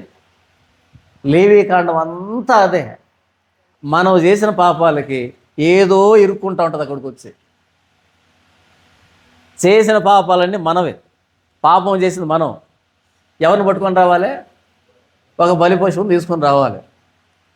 సబ్స్టిట్యూషన్, ప్రత్యామ్నాయం ఇక్కడి నుంచే ప్రారంభమైంది. మనం చేసిన పాపానికి ఇంకొక దాన్ని పట్టుకొచ్చి వధించేటువంటి పని ఇక్కడ స్టార్ట్ అయింది. ఇక్కడ జస్ట్ ట్రైలర్ వదిలితే దీన్ని ఎక్స్పాండ్ చేసి రాశాడు, దాన్ని లేవియా కాండం అంటారు. జస్ట్ గ్లింప్స్ ఇది. లేవీకాండం ఏంటి? మొత్తం డీటెయిల్డ్గా రాసిన దాన్ని లేవీకాండం అంటాం. ఆ లేవీకాండాన్ని క్లైమాక్స్ షాట్ ఏంటంటే యేసుప్రభు సిలువ. ఆ లేవీకాండం ఎప్పుడు నెరవేరిందంటే యేసుప్రభు సిలువ. శుభం. ఇక మీదట ఏది ఇరుక్కోవాల్సిన అక్కర్లేదు, దేన్ని పట్టుకోవాల్సిన అక్కర్లేదు, దేన్ని నరకాల్సిన అక్కర్లేదు. శుభం గాడు పడిపోయింది. క్లైమాక్స్ ఇక్కడ నుంచి వచ్చింది లేవీకాండం. నీ కొడుకుని విడిపించుకోవాలంటే, దించుకోవాలంటే బలిపీఠం మీద నుంచి అక్కడ ఇరుక్కున్న దాన్ని తీసుకొచ్చి పడుకోబెట్టాలి. ప్రత్యామ్నాయం. ఎవరైనా పడుకోకపోతే నేను వదిలిపెట్టను. అక్కడ ఖచ్చితంగా దాని మీద ఎవడొకరు ఉండాల్సిందే, ఎవరొకరు చావాల్సిందే. దాన్ని విడిపించాలనుకుంటే కనుక ఈ వ్యక్తిని చంపాలి, ఈ వ్యక్తిని విడిపించుకోవాలంటే దాన్ని చంపాలి. క్రీస్తు మరణాన్ని ఒప్పుకునేంత వరకు ఎన్ని సాక్రిఫైస్ చేసుకోవాలన్నా మనం, క్రీస్తు సాక్రిఫైస్ని, ఆయన ప్రాణత్యాగాన్ని మనం ఒప్పుకునేంత వరకు, మనం క్లెయిమ్ చేసుకునేంత వరకు మన ఆరోగ్యాన్ని సాక్రిఫైస్ చేసుకోవాలి, మన డబ్బును సాక్రిఫైస్ చేసుకోవాలి, మన జీవితాలను సాక్రిఫైస్ చేసుకోవాలి, మన నిత్యత్వాన్ని సాక్రిఫైస్ చేసుకోవాలి. ఎందుకని? అది బలిపీఠం, అది బలి కోరుకుంటుంది. ఇస్సాకును బలిర్పిస్తే దాన్ని వదిలిపెట్టేయచ్చు, దాన్ని చంపేస్తే ఇస్సాకుని వదిలించుకోవచ్చు. ఈరోజు పాపం ఖాళీ బలిపీఠాలు అనే ప్రపంచం నిండా క్రీస్తు లేని బలిపీఠాలు. క్రీస్తు లేడు ఆ బలిపీఠం మీద నిన్ను ఎవడు విడిపించలేడు రాబోతున్న నరక శిక్ష నుంచి. నువ్వు విడిపించబడాలి అంటే క్రీస్తు ప్రాణత్యాగాన్ని ఒప్పుకోవాలి. ప్రభువా, ఇది నా బలి, నా కోసం జరిగిన బలి అని క్రీస్తు నువ్వు క్లెయిమ్ చేసుకుంటే నువ్వు తప్పించబడతావు. క్రీస్తు లేడనుకో, నీ భక్తి జీవితంలో, నీ స్పిరిచువల్ లైఫ్లో, నీ మతంలో, నీ ధర్మంలో క్రీస్తు లేడనుకో, అప్పుడేం చేయాలి? ఆ ప్లేస్లో నువ్వు ఎక్కాలి, ఆ ఉగ్రతకు నువ్వు బలి కావాలి. అందుకు ప్రకటిస్తాం మనం, ఈయనే మార్గం, ఈయనే సత్యం, ఈయనే జీవం, ఈయన ద్వారానే దేవుని దగ్గరికి వెళ్ళాలి. ఎవడైతే కుమారుని విశ్వసించలేదో వాడి మీద దేవుని ఉగ్రత నిలిచి ఉంది. ఎవడైతే క్రీస్తుని విశ్వసించాడో వాడు మరణంలోంచి జీవంలోకి దాటాడు. ఆ పొట్టేలు ఉంది కాబట్టి ఇస్సాకు బలిపీఠం నుంచి కిందికి దిగాడు. ఎవరైతే దేవుని గొర్రెపిల్లైన ప్రభువైన యేసుక్రీస్తు అని అంగీకరిస్తారో వాళ్ళు మరణంలోంచి జీవంలోనికి దాటి ఉన్నారు. ఇస్సాకు దిగాడు కదా, అది పోలిక. ఇస్సాకు ఆ బలిపీఠ మీద ఉన్నాడంటే బంధించబడి ఏ క్షణమైనా మరణించవచ్చు ఆ వ్యక్తి. అలా కట్లన్నీ విప్పి మరలా దింపి బ్రతకొచ్చు అని చెప్పాడు అంటే ఆ ప్లేస్లో ఇంకొకటి బంధించబడింది, ఇంకొకటి వధించబడింది. కాబట్టి క్రీస్తును అంగీకరించామంటే మరణములో నుంచి జీవంలోనికి దాటామని అర్థం. క్రీస్తును అంగీకరించకపోతే చాలామంది ఏమంటారంటే, అదేంటండి మీ దేవుడు ఇంత క్రూరుడు, ఇంత నియంత, ఇంత దుర్మార్గుడు, ఏమైంది అంటే యేసుని నమ్మితే పరలోకం అంటాడు, నమ్మకపోతే నరకం అంటాడు. మరేం చెప్పాలి? ఇస్సాకును చంపేయని చెప్పాలనా? ఏది క్రూరత్వం అంటే అక్కడ బలిపశువు లేకుండా ఇస్సాకును వధించమని చెబితే క్రూరత్వం. దాన్ని అర్పించి ఇస్సాకును తీసుకుని పోవంటే కనికరం కదా, అది ప్రేమ కదా, అది జాలి కదా. అది యేసుని నమ్మితే పరలోకం అంటున్నాడు, నమ్మినా నరకం అన్నాడు అనుకో. యేసుని నమ్మితే పరలోకం, నమ్మపోతే నరకం అంటున్నాడు. అలా కాకుండా యేసుని నమ్మినా నరకమే, నమ్మపోయిన నరకం అన్నాడు. అప్పుడు నీ ఎంత అవుతాడు ఆయన? ఇదేమి క్రూరత్వం ఇది? నమ్మినా నరకం అంటాడు, నమ్మపోయిన నరకం అంటాడు. ఇదేమి సాడిజం అనొచ్చు. కానీ కండిషన్ ఏంటి? నమ్మితే రక్షణ. ఎంత పెట్టి నమ్మాలి? యేసుని నమ్మాలంటే ఎంత అడ్వాన్స్ కట్టాలి, ఎంత పేమెంట్ చేయాలి? యేసు ప్రభు నీకోసం శిలువలో ప్రాణం పెట్టాడని, ఆయన ప్రభువు అని నీ హృదయంలో విశ్వసించి నీ నోటితో ఒప్పుకొని బాప్తిసం తీసుకుంటే నువ్వు రక్షించబడ్డావు. దీనికి ఎంత ఖర్చు అవుతుంది? ఇంత ఫ్రీగా ఆయన రక్షణ ఇస్తే దీన్ని వదిలిపెట్టేసి నమ్మితేనే పరలోకమా అంటే మరేం చేయాలి చెప్పి? ఇప్పుడు ఆకలితో అలవాటిస్తున్నావు, అరే ఈ భోజనం తినరా బాబు బ్రతుకుతావంటే ఏంటి తింటేనేనా అంటే ఏమనాలి నిన్ను? తింటేనే బ్రతుకుతానా? ఎంత కఠినాత్ముడు నువ్వంటే ఏం చేయాలి చెప్పి ఇప్పుడు? అప్పుడేం చేయాలి? కత్తితో చీల్చి కడుపుని ఒక్కొక్క ముద్ద తీసి లోపల పెట్టేసి కుట్లేరు కదా. అది బాగుంటుందా? అలా చేస్తే అది కనికరమేనా? ఇది అడుగుతున్నారు అంతా. మమ్మల్ని కూడా క్రిస్టియన్ ఫ్యామిలీలు పుట్టించవచ్చు కదా. మేము కూడా క్రిస్టియన్ ఫ్యామిలీలు పుట్టలే, మనం ఎవరైనా క్రిస్టియన్ ఫ్యామిలీలు పుట్టలే. వాళ్ళ డిమాండ్ ఏంటంటే మమ్మల్ని యేసు ప్రభు క్రిస్టియన్ ఫ్యామిలీలో ఎందుకు పుట్టించలేదు, మమ్మల్ని కూడా పుట్టించలేదురా స్వామి అంటే వినరే. అంటే ఏంటంటే భోజనం తీసుకొచ్చి పంచభక్ష పరిమాణాలు తీసుకొచ్చి ఒరే తినరా బ్రతుకుతావంటే తింటేనేనా? ప్లేట్లో పెట్టినవాడు కడుపులో పెట్టచ్చు కదా. సరే చేద్దాం, అది కూడా కడుపును అడ్డంగా కోసి మొత్తం పెట్టేసి కుట్లేస్తే అప్పుడు ప్రేమ కలిగినటువంటి దాతలం అవుతాం. అంతేనా? అదే నువ్వు కోరుకుంటున్నది. క్రిస్టియన్ ఫ్యామిలీలో పుట్టినా వాడికై వాడు పాపి అని గుర్తెరిగి వాడు ప్రభు దగ్గరకు క్షమాపణ వేడి మారు మనసు పొంది బాప్తిజం పొందితేనే రక్షణ. క్రిస్టియన్ ఫ్యామిలీలో పుడితే బెనిఫిట్ ఏంటో తెలుసా? చిన్నప్పటి నుంచే వేషధారులుగా బ్రతకొచ్చు.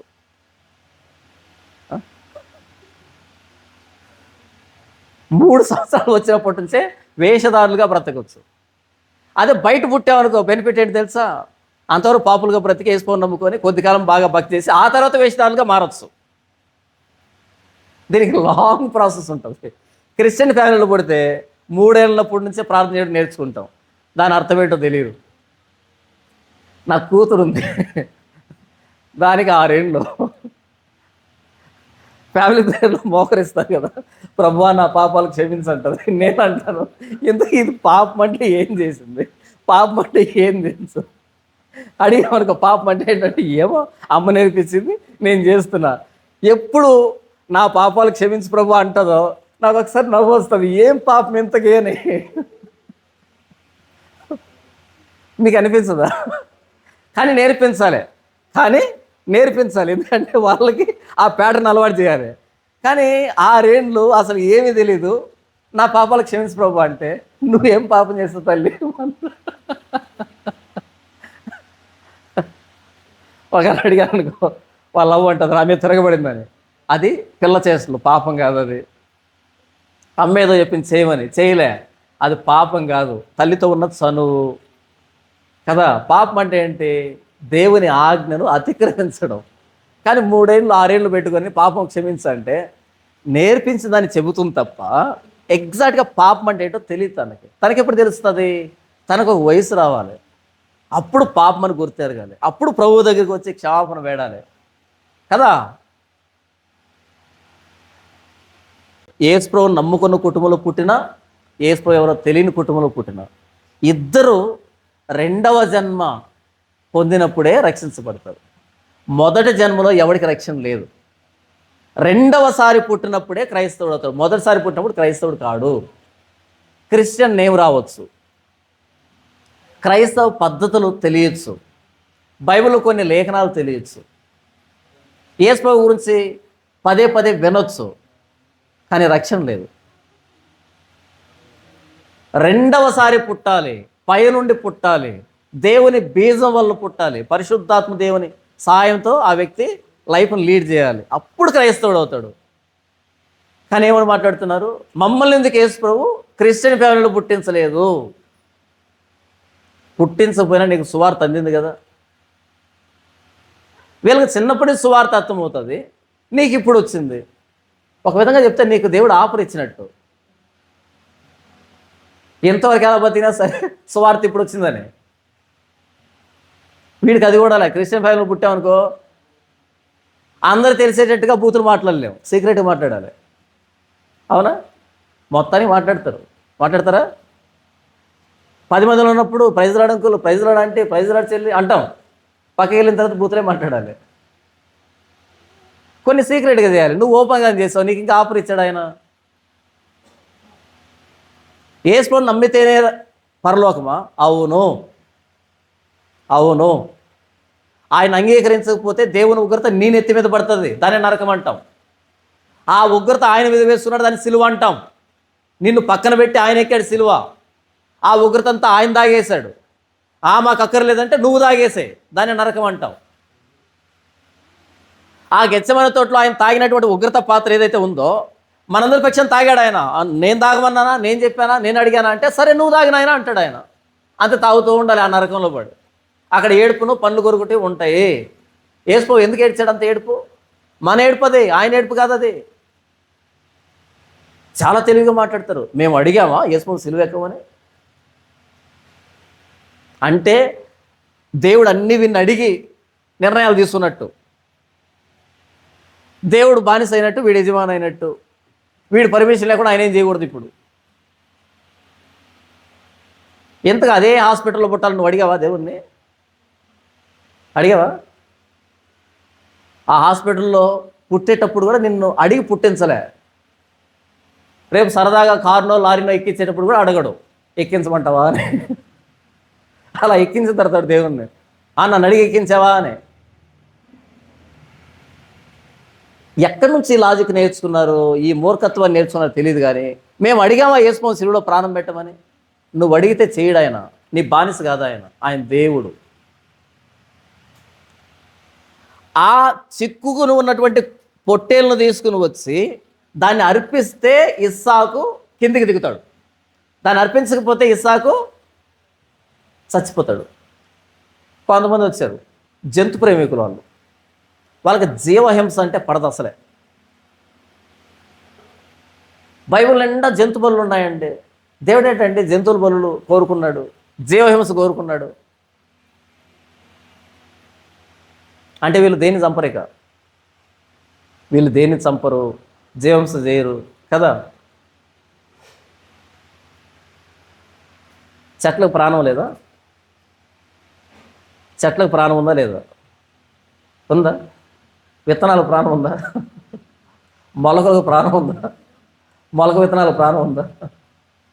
మరి టొమాటోను కోసి ఉడకబెడుతుంటే నీకు జాలి అనిపించాలి కొంచెం కూడా? ఒక టొమాటోని కోసి అందులో ఉన్న 200 విత్తనాలని అలా ఉడకబెడుతుంటే నీకు జాలి అనిపించలేదా కొంచెం కూడా? 200 టొమాటో చెట్లను ఉడకబెట్టినట్టు కాదు. ఉదయాన్నే లేచి బ్రష్ చేస్తున్నప్పుడు నీకు కొంచెం కూడా జాలి లేదా? ఎందుకు వేస్తాం బ్రష్ మనం? నోట్లో కొన్ని కోట్లు, ఒకవేళ మేకని తిన్నాడు, ఒక్కదాన్ని కోసుకొని తిన్నాడు. నువ్వు కొన్ని కోట్లను చంపుతున్నావు. అనివార్యం. ఒకటి చస్తే కానీ ఇంకొకటి బ్రతకదు, అనివార్యం. ఈ ఫుడ్ చైన్ అంటాం, ఆహారపు గొలుసు. ఆహారపు గొలుసు ఏం చెప్తుంది? ఆహారపు గొలుసు ఉన్నది టెక్స్ట్ బుక్లో కాదు, సృష్టిలో. దాన్ని టెక్స్ట్ బుక్లో రాశారు. ఒక జంతువు ఇంకో జంతువు చంపకపోతే అది బ్రతకట్లేదు. ఒకటి చావకపోతే ఇంకోటి బ్రతకట్లేదు. క్రీస్తు చనిపోకపోతే మనకు రక్షణ లేదు. కాబట్టి జంతువును ప్రేమిస్తున్నాం, ఓకే. జంతువు కంటే ఇస్సాకు చాలా శ్రేష్టమైనవాడు కదా. మీరు అనేకమైన పిచ్చుకల కంటే శ్రేష్ఠులు కదా, బహుశ్రేష్ఠులు కదా. ఇస్సాకును బ్రతికించాలి అంటే పొట్టేలు అర్పించబడాలి. జంతు ప్రేమికులకి తెలియదు ఏంటంటే దేవుని ప్రేమ. జంతు ప్రేమికులకి ఏం అర్థం కాలేదు? దేవుని ప్రేమ అర్థం కాలే, సృష్టిలో ఉన్న నియమాలు అర్థం కాలే. పాత రోజుల్లో షుగర్ వస్తే ఏం చేసేవాళ్ళు? పందిని చంపి పంది క్లోమోలో ఉండేటువంటి ఇన్సులిన్ తీసి దాన్ని ఇంజెక్షన్ రూపంలో పేషెంట్స్కి ఇచ్చేవాళ్ళు. కానీ వీళ్ళు ఏమనుకుంటారు తెలుసా? మేము జంతువును చంపము. మరి ఏమైనా చంపుతున్నారు? ఇన్సులిన్ ఎక్కడి నుంచి వచ్చింది ఇంతకీ? మరి ఇప్పుడు చంపట్లేదు కదన్నా. ట్యాబ్లెట్ వేసుకుంటారు మీరు? జ్వరం వస్తే ట్యాబ్లెట్ వేసుకుంటారా? వేసుకుంటారా? ట్యాబ్లెట్ మాంసాహారమా శాకాహారమా?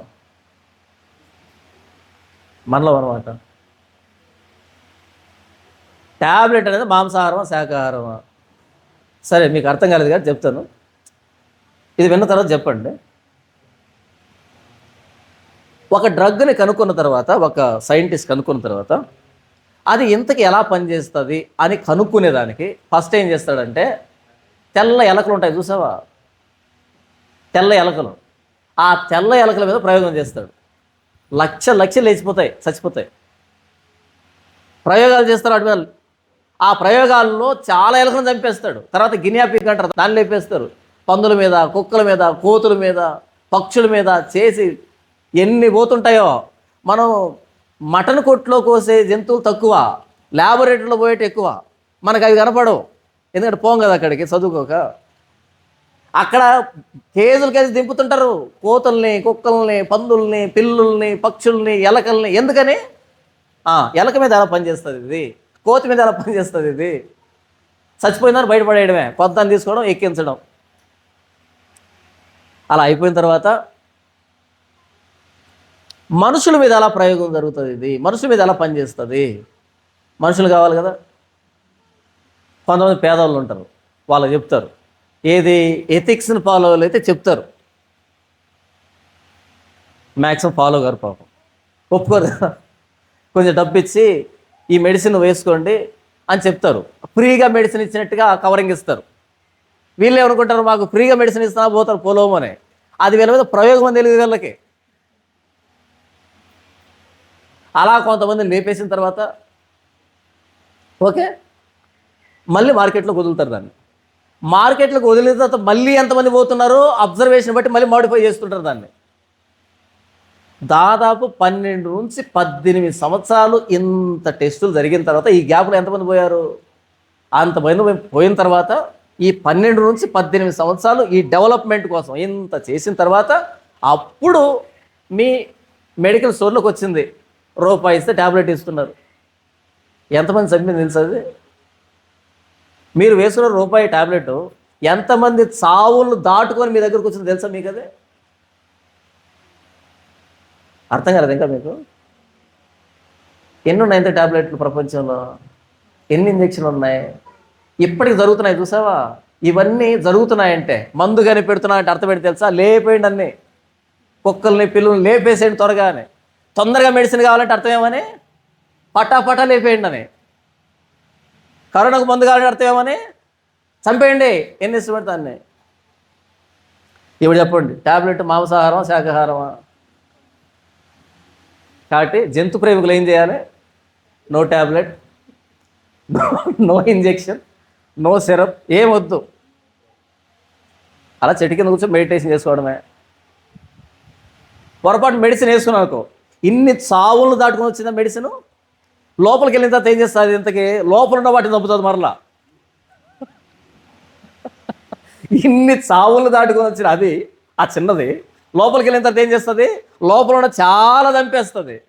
అరే ఎంత పాపి నువ్వు అసలు మెడిసిన్ వేసుకుంటున్నావు అంటే. కాబట్టి దరిద్రపోటు లాజికల్ వాడొద్దు.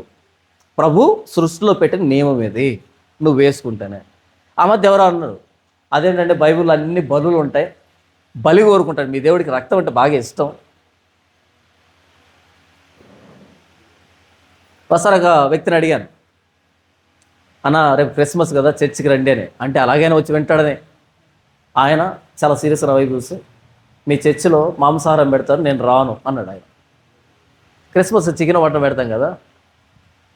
నేనన్నాను, లేదన్నా చికెన్ వడ్డించే కంటే ముందుగా గోంగూర వేస్తామన్నా, దాంతో తినను మీరు చెప్పాను. చికెన్ వడ్డించే కదా గోంగూర వస్తాయి కదా, మీరు గోంగూర తినండి అని చెప్పాను. ఓవర్ యాక్షన్ అంటారు దీన్ని. నీకు తినడం ఇష్టపోతే వినేసి వెళ్ళు, తినాలని కంపల్షనా? అంటే చెప్పడం, మీ చర్చిలో మాంసాహారం పెడతారు అంటే జంతువును చంపుతారు, మేము మాత్రం అబ్బెబ్బే అసలు చంపము, శాంతి కాముకులు అని. నేను అడిగాను, ఎంతకు మీ దేవుడికి పట్టు వస్త్రాలు కడతారా అని. కడతాం. ఏం కడతారంట? మీకు అర్థమైందా? చదువుకొని వస్తే కొన్ని అర్థమవుతాయి.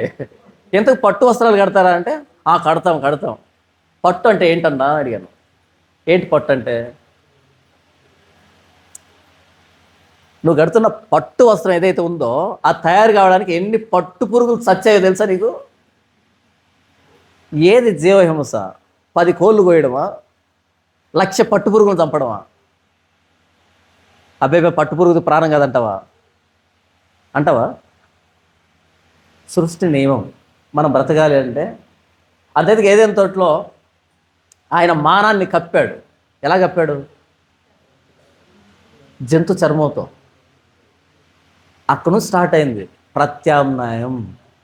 నువ్వు ధైర్యంగా దేవుడి దగ్గర కావాలంటే ఇంకొకటి సావాలి. ఇస్సాకు బలిపీఠం మీద నుంచి కిందికి దిగాలి అంటే పొట్టేలు చావాలి. లేవీకాండం అంతా అదే.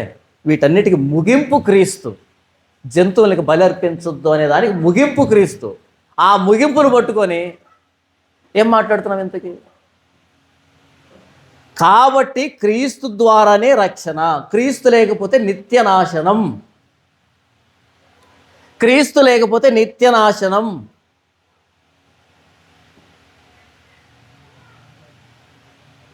తర్వాత చూడండి 13వ వచనం. అప్పుడు అబ్రహాము కన్నులెత్తి చూడగా పొదలో కొమ్ములు తగులుకున్న ఒక పొట్టేలు వెనక తట్టున కనబడెను. అబ్రహాం వెళ్ళి ఆ పొట్టేలును పట్టుకొని తన కుమారునికి మారుగా పెట్టి దహన బలిగా అర్పించెను. ఇక్కడ దహన బలిగా అర్పిస్తున్నాడు. ఇస్సాకుని తీసుకున్నాడు, ఇస్సాకుని సంపాదించుకున్నాడు. ఇద్దరు కలిసి ధైర్యంగా సంతోషంగా అర్పిస్తున్నారు దాన్ని. యేసు శిలువ దగ్గరే మనకు సంతోషం ఉంది. యేసు శిలువ దగ్గరే మన పాపాలన్నిటికీ ప్రాయశ్చిత్తం ఉంది. ఒక పాపకి ధైర్యం వచ్చే శిలువ దగ్గర ఆయన బలిని బట్టి, ఆయన ప్రాణత్యాగాన్ని బట్టి. 14వ వచనం. అబ్రహాము ఆ చోటికి యెహోవా ఈరే అను పేరు పెట్టెను. పేరు పెట్టాడు, కానీ ఇలా జరుగుతుందని ఆయన ముందే తెలుసు. యెహోవానే సిద్ధపరుస్తాడు, యెహోవానే సమకూరుస్తాడని. ఇంత మనకు తెలుసా? మన లేమిలో, మన వెలితిలో, మన అవసరతలో యెహోవా ఈరే నా దేవుడు అని తెలుసా మనకి? యెహోవా ప్రొవైడ్ చేశాడు ఆల్రెడీ, మనకు తెలుసా? సిద్ధపరిచున్నాడు అని తెలుసా? ఆల్రెడీ ప్రొవైడ్ చేశాడు. కాకపోతే ఆ ప్లేస్కి రావడానికి మనం ఆలస్యం చేస్తున్నాం, కానీ ఆ ప్లేస్ ఎప్పుడో రెడీ అయిపోయింది. దాని పేరు పెట్టడమే ఆలస్యం అవుతుంది. ఆల్రెడీ ఆయన యెహోవా ఈరే, ఆయన స్వభావం అదే. అబ్రహాం ఆ చోటికి యెహోవా ఈరే అని పేరు పెట్టెను. అందుచేత యెహోవా పర్వతం మీద చూచుకొనును అని నేటి వరకు చెప్పబడును. అది ఒక సామెతగా మారిపోయింది. యెహోవా పర్వతం మీద చూసుకుంటాడు. పర్వతం మీద అంటే పర్వతం మీద ఏమీ ఉండదు, ఏమీ లేని దగ్గర ఆయనే చూసుకుంటాడు అని. యెహోవా పర్వతం మీద చూసుకుంటా అంటే అర్థం ఏంటంటే, కొండల తట్టు నా కన్నులు ఎత్తుతున్నాను, నాకు సహాయం ఎక్కడి నుంచి వస్తుంది, అది దాని అర్థం. అక్కడి నుంచి వచ్చిన కీర్తన. యెహోవా పర్వతం మీద చూసుకుంటాడు అన్నదాన్ని తీసుకుని కీర్తనకారుడు, కొండల తట్టు నా కన్నులు ఎత్తుతున్నాను, నాకు సహాయం ఎక్కడి నుంచి వస్తుంది, భూమి ఆకాశాలు సృజించిన యెహోవా వలనే. అది పర్వతం కానీ, అది అగాధం కానీ, అది వెలుగు కానీ, అది చీకటి కానీ, యెహోవానే చూసుకోవాలి. మనం ఏం చూడలేం. ఆయన ప్రొవైడ్ చేయాలి, మనం అనుభవించాలి. ఆయనే చూస్తున్నాడు, అందరి జీవితాల్లో ఆయనే చూస్తున్నాడు, ఆయనే చూడాలి కూడా. 15వ వచనం. యెహోవా దూత రెండవ మారు పరలోకం నుండి అబ్రహామును పిలిచి ఇట్లా, నేను ఈసారి ఎందుకు పిలిచిందో చూద్దాం. నీకు ఒక్కడే అయి ఉన్న నీ కుమారుని ఈయ వెనుక తీయక ఈ కార్యం చేసినందున నేను నిన్ను ఆశీర్వదించి ఆకాశ నక్షత్రం వలెను సముద్ర తీరమందు ఇసుక వలెను నీ సంతానము నిశ్చయముగా విస్తరింపచేసేదను. నీ సంతతి వారు తమ శత్రువుల గవిని స్వాధీనపరుచుకుందరు. మరియు నీవు నా మాట వినినందున భూలోకంలోని జనములన్నీ నీ సంతానం వలన ఆశీర్వదించబడునని నా తోడని ప్రమాణం చేసి ఉన్నానని యెహోవా సెలవిచ్చెను. నీవు ఈ కార్యం చేయడానికి వెనక తెలియదు కాబట్టి నీ సంతానం విస్తరిస్తుంది. ఏ సంతానం? అక్షరార్థంగా అయితే ఇస్సాకు నుంచి వచ్చినటువంటి సంతానం.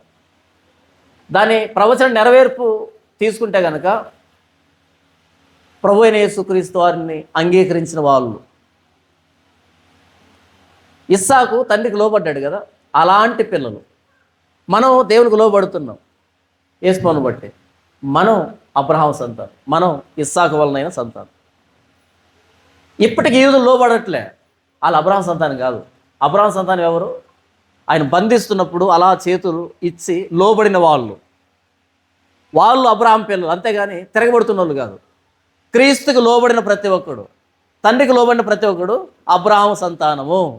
ప్రపంచం అంతా విస్తరించావు. 18వ వచనం.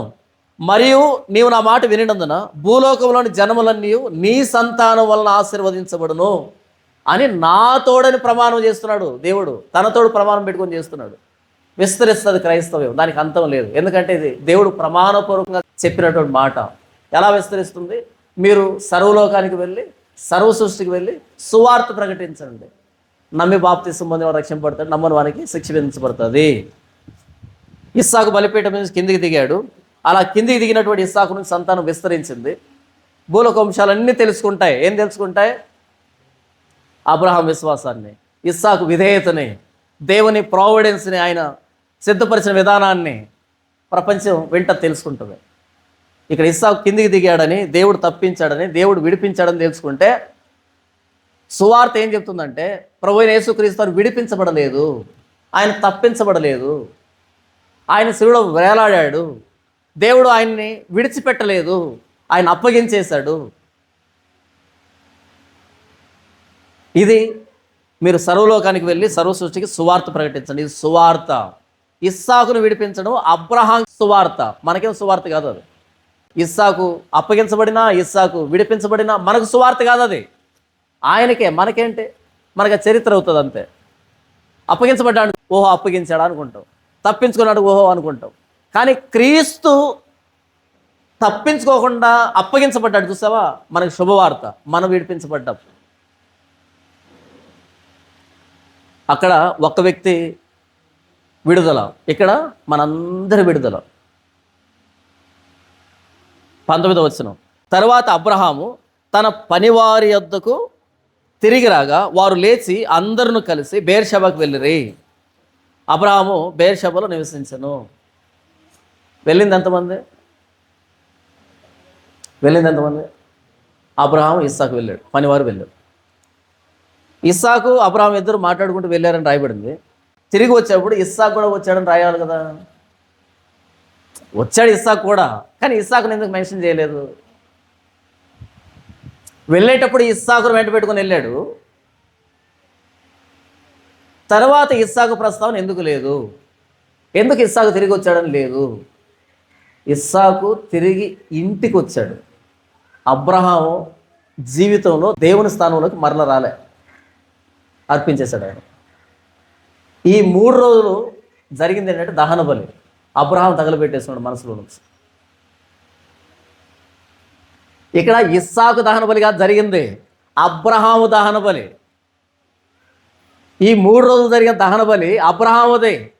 అబ్రహాము అంతరంగంలో జరిగింది.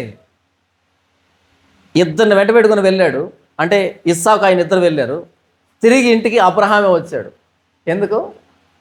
ఆ ముందు అధ్యాయంలో కూడా అబ్రహామే ఉంటాడు, ఇక తర్వాత కూడా అబ్రహామే ఉంటాడు. ఈ మధ్యలో పెంచుకున్న ప్రేమ ఏదైతే ఉందో మొత్తం తగలబెట్టాడు 3 రోజుల్లో. తర్వాత ఇస్సాకు అబ్రహాంకి కొడుకుగా ఉన్నాడు, ఆయన పెళ్లి చేశాడు. కానీ దేవుడి స్థానంలోకి పట్టుకొని రాలే ఇస్సాకుని. దేవుడికి మించి ప్రేమించలే ఇస్సాకుని, దేవుడినే ప్రేమిస్తున్నాడు. మరలా ఇద్దరు ఒకటయ్యారు. ఆ 22వ అధ్యాయం చివరికి వచ్చేటప్పటికి అబ్రహాము దేవుడు ఇద్దరు ఒకటయ్యారు. పిలిచినప్పుడు ఇద్దరు ఒకటిగా ఉన్నారు. ఈ మొత్తం జర్నీలో ఒకటిగా ఉన్నారు. ఎప్పుడైతే కొడుకుని ఇచ్చాడో, వాగ్దాన్ని నెరవేర్చాడో, మేబీ డైల్యూట్ అయింది, అది మేబీ పలచబడింది ఆ ప్రేమ. కాబట్టి ఏం చేస్తాడంటే 3 రోజుల ప్రయాణంలో పూర్తిగా తగలబెట్టాడు, ఏమి అవశేషాలు కూడా లేకుండా. అలా కిందికి దిగిన తర్వాత కొడుకుగా తెచ్చుకొని ఇంట్లో పెట్టుకున్నాడు. మళ్ళీ ఒకడైపోయాడు. మరలా అబ్రహాము దేవుడు ఇరువురు. ఇదేం చెప్తుందంటే క్రీస్తు ఎందుకు చనిపోవలసి వచ్చిందంటే మనల్ని దేవుని కలపడానికి. ఎందుకు ఇస్సాకు బలిని అడిగాడు అంటే మరలా నాతో కలువు అబ్రహాము, దూరం అయిపోయావు, ప్రేమ షిఫ్ట్ అయిపోయింది, ప్రేమ డైల్యూట్ అయిపోయింది అనేదానికి ఇస్సాకుని బలి కోరుకున్నాడు. అక్కడ విడిపించాడు, ఈయనకు లెసన్ అర్థమైంది, తర్వాత ఈయన దేవునితో కలిసి ఉన్నాడు. కానీ యేసు ప్రభు విషయంలో ఆయన అప్పగించబడ్డాడు, ఆయన బలి అయిపోయాడు, మనల్ని దేవుణ్ణి ఏకం చేశాడు, మనకు దేవుడికి సంబంధాన్ని పునరుద్ధరించాడు. ఏదైనా తోటలో పోయిన సహవాసం ఇది. ఏదైనా తోట బయటకు వచ్చాం, ఆయన మర్చిపోయాం, లోకంలో పడిపోయాం, రకరకాల పనులు, రకరకాల ప్రేమలు మిస్ అయిపోయాం. ఎప్పుడైతే క్రీస్తు శిలువ మీద ప్రాణం పెట్టాడో మరలా ఆ ప్రేమ కలిసిపోయింది. మనం దేవుడు అంతే. దీని గురించి అపోస్తలుడైన పౌలు కొరింథీయులకు రాసిన 2వ పత్రిక 5వ అధ్యాయంలో ఒక అద్భుతమైన మాటని ప్రయోగిస్తాడు. 5వ అధ్యాయము 20వ వచనం, కావున దేవుడు మా ద్వారా వేడుకొనినట్టు మేము క్రీస్తుకు రాయబారులమై దేవునితో సమాధాన పడుడని క్రీస్తు పక్షముగా మిమ్మును బతిమాలుకొనుచున్నాము. సువార్త అంటే ఏంటంటే దేవునితో సమాధాన పడండి, దేవుని దగ్గరికి రండి. ఏదైనా తోటలో ప్రతి చల్లపూట మాట్లాడుకుంటున్నామే, మానవ జాతితో దేవుడు మాట్లాడుతున్నాడు. మరలా నా దగ్గరికి రండి, నాతో మాట్లాడండి అనేదానికి తన ప్రియకుమారుడిని బలి అర్పించాడు, సిలువలో బలి చేశాడు, మనకు ప్రత్యామ్నాయం చేశాడు. అందుకనే మనకు ఏదైనా సమస్య వచ్చినప్పుడు మోకరించి పరలోకమందున్న మా తండ్రి, నో మీడియేటర్. మన సమస్యను ఎవరితో చెప్పుకుంటాం? ఊరకుండా నాకు చెప్పుకోకపోవడం అంటే. ఒక సమస్య రాగానే పాస్టర్ గారికి ఫోన్ చేస్తాం, సమస్య రాగానే బంధువులందరికీ కాల్ చేస్తాం, సంఘం అందరికీ చెప్తాం. కొంతమంది అంటారు నాతో, అన్న సంఘం అందరి చేత ప్రార్థన చేయించండి అంటే నా ప్రార్థన సరిపోరా వాళ్ళకి? అంతేనా? సంఘం అందరి చేత ప్రార్థన చేయించండి అంటే మీ ప్రార్థన సరిపోదు, కాబట్టి సంఘం అందరి చేత ప్రార్థన చేయించండి అంటే వ్యక్తులు పెరిగితే ప్రార్థనకు బలం పెరుగుతుందా? మనలో అనమాట. వ్యక్తులు పెరిగితే ప్రార్థనకు బలం పెరుగుతుందా అంటే దేవుడికి కూడా సంతకాలు కావాలన్నమాట. అందరూ సంతకాలు సేకరించి ఎంతమంది సంతకాలు చేశారంటే అప్పుడు ఆయన ఓకే అంటాడు. దేవుడు కూడా అంతేనా? ఒక్కడు ప్రార్థన చేసినా వింటాడు జెన్యూన్గా. అది పాస్టర్ చేయాలన్నా ఎవడు చేసినా వింటాడు. నో మీడియేటర్, మధ్యవర్తి లేడు. క్రీస్తు కలిపేశాడు సంబంధాన్ని, ఆయనకు మనకు సంబంధాన్ని ఇలా కలిపేశాడు. నేరుగా ఆయనతో మాట్లాడచ్చు, పరలోకమందున మా తండ్రి అని. ఇప్పుడు పాస్టర్లు వచ్చేసారు, లేదు మేము చేస్తాం, ఆ కానుకేదో మాకు ఇచ్చేసేయండి. దేవుడు ఫ్రీగా జవాబిస్తాడు. మేమైతే త్రూ పేమెంట్ ద్వారా ప్రార్థన చేస్తుంటాం. కొన్ని డినామినేషన్లు వచ్చాయి, వీళ్ళు వెళ్ళి పాస్టర్ గారి చెవిలో చెప్పాలి ప్రార్థనని, ఈయన వెళ్ళి మరియమ్మకి చెప్తారు, ఆమె వెళ్ళి యేసుపో చెప్తే ఆయన వెళ్ళి తండ్రికి చెప్తాడు. అప్లికేషన్ వెళ్ళడానికి చాలా దూరం కదా, చాలా లాంగ్ ప్రాసెస్ అది. అసలు ఈ ప్రాసెస్ బైబిల్లో లేదు. పరలోకమందున మా తండ్రి అంతే. ఆయన రాశాడు ప్రార్థన నూనె మీద 1,00,000 మంది చేత ప్రార్థన చేయబడిన ప్రార్థన నూనె అని. అంటే అర్థమేంటి తెలుసా? 1,00,000 మంది చేస్తే దానికి బలం ఎక్కువ ఉంటుంది, ఒక్కరు చేస్తే బలం తక్కువ ఉంటుంది. అంటే బేసిక్స్ కూడా తెలీదా? ఫస్ట్ ప్రార్థన నూనె అన్నదే తప్పు. నూనెకి ఎందుకు ప్రార్థన?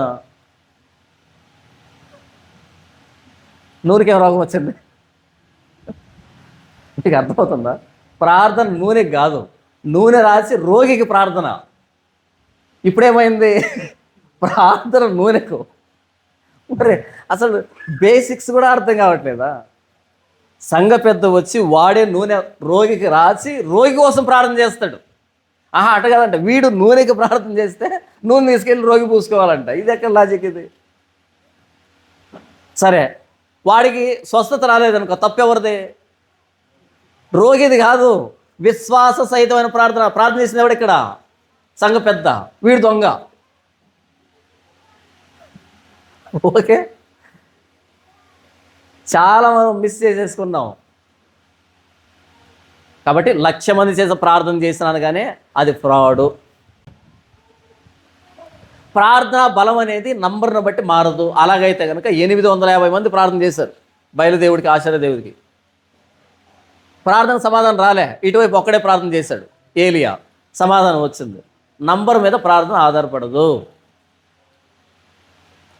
నేను ఎందుకు ఈ మాట చెప్తున్నాను అంటే, అబ్రహాము దేవుడు మిగిలారు, ఎందుకంటే ఇస్సాకును బలి అర్పించేశాడు కాబట్టి. ఎక్కడ? లోపల కాల్చిపడేశాడు, ఏమి లేడు ఇస్సాకు, కాబట్టి ఇద్దరే మిగిలారు, మధ్యవర్తి లేడు. యేసు ప్రభువు సిలువ ఏం చేసిందంటే మనల్ని దేవుణ్ణి కనెక్ట్ చేసింది, మనకు మధ్యవర్తి లేడు. పరలోకమందున మా తండ్రి, నేరుగా ఆయన సమీపించవచ్చు, మనం ధైర్యంగా సమీపించవచ్చు మనం ఆయన దగ్గరికి. ఎందుకంటే ఇది క్రీస్తు మధ్యవర్తిత్వం, క్రీస్తు ప్రాణం పెట్టాడు. ఇక్కడ అబ్రహాం ప్రియకుమారుడు చనిపోతే ఆయన మనసులో వీళ్ళిద్దరికి సంబంధం ఏర్పడింది, దేవుడికి అబ్రహాంకి. కానీ ఇక్కడ దేవుని ప్రియకుమారుడు ప్రాణం పెడితే పాపికి పరిశుద్ధుడికి సంబంధం ఏర్పాటైంది, మరలా ప్రారంభమైంది. కాబట్టి దేవుని దగ్గరికి ధైర్యంగా రావచ్చు మనం ఏ సమయంలోనైనా సరే. ఇది క్రీస్తు కలిపినటువంటి బంధం. దేవుడు ఒక్కడే, దేవునికి మధ్యవర్తి ఒక్కడే, ఆయనే క్రీస్తు యేసు అనే నరుడుగా వచ్చిన దేవుడు. అక్కడ ఇస్సాకు సీన్లోంచి వెళ్ళిపోయాడు కాబట్టి అబ్రహాము దేవుడు మిగిలారు. ఇక్కడ యేసు ప్రభు పరలోకాన్ని విడిచి భూమి మీదకి వచ్చి ప్రాణం పెట్టాడు కాబట్టి మనకు దేవుడికి మధ్య సంబంధం ఏర్పాటైంది. సిలువ ఏం చెప్తుందంటే, మానవ జాతితో రండి నా దగ్గరికి. ఏదేని తోటలో ఉన్న సంబంధం మరలా మనం కొనసాగిద్దాం. నన్ను వదిలిపెట్టారు, రకరకాల పరిస్థితులు వెళ్ళిపోయారు, రకరకాల విషయాలను ప్రేమిస్తున్నారు, మీరు తప్పిపోయారు, మీ ప్రేమ డైల్యూట్ అయిపోయింది. నన్ను ఆరాధించవలసిన మీరు, నన్ను నమ్ముకోవాల్సిన మీరు ఏంటేంటో నమ్ముతున్నారు, ఏంటేంటో సృష్టించుకున్నారు. వాటిని తగలబెడితే, వాటిని బలిస్తే మరలా మన ఇద్దరు ఒకటవుతాం. అది ఎక్కడ పాసిబుల్ అవుతుందంటే యేసుప్రభు సిలువ దగ్గరికి రండి, యేసుప్రభు సిలువను అంగీకరించండి, మరలా మన ఇద్దరమే సహవాసంలో ఉంటాం. ఆదికాండం 22వ అధ్యాయం, అబ్రహాము దేవుడికి తన కుమారుని అర్పించాడు అని కాదు, పరలోకమందున్న దేవుడు తన ప్రియ కుమారుణ్ణి మన కోసం సిలువలో అర్పించాడు. ఎందుకంటే మనతో మరలా సహవాసం చేయాలనుకుంటున్నాడు, మనల్ని తన దగ్గర తీసుకోవాలనుకుంటున్నాడు. కాబట్టి ప్రభు అయిన యేసుక్రీస్తు బలిగా అర్పించాడు. ఇది ప్రభు అయిన యేసుక్రీస్తు సిలువను గూర్చి, ఆ సిలువ చేసేటువంటి సంధి, మన ఇద్దరిని కలిపేటువంటి విధానాన్ని గురించి చెప్పబడుతున్నటువంటి లేఖన భాగం ఇది. దేవుడి వాక్యాన్ని దీవించును గాక. ఆమేన్.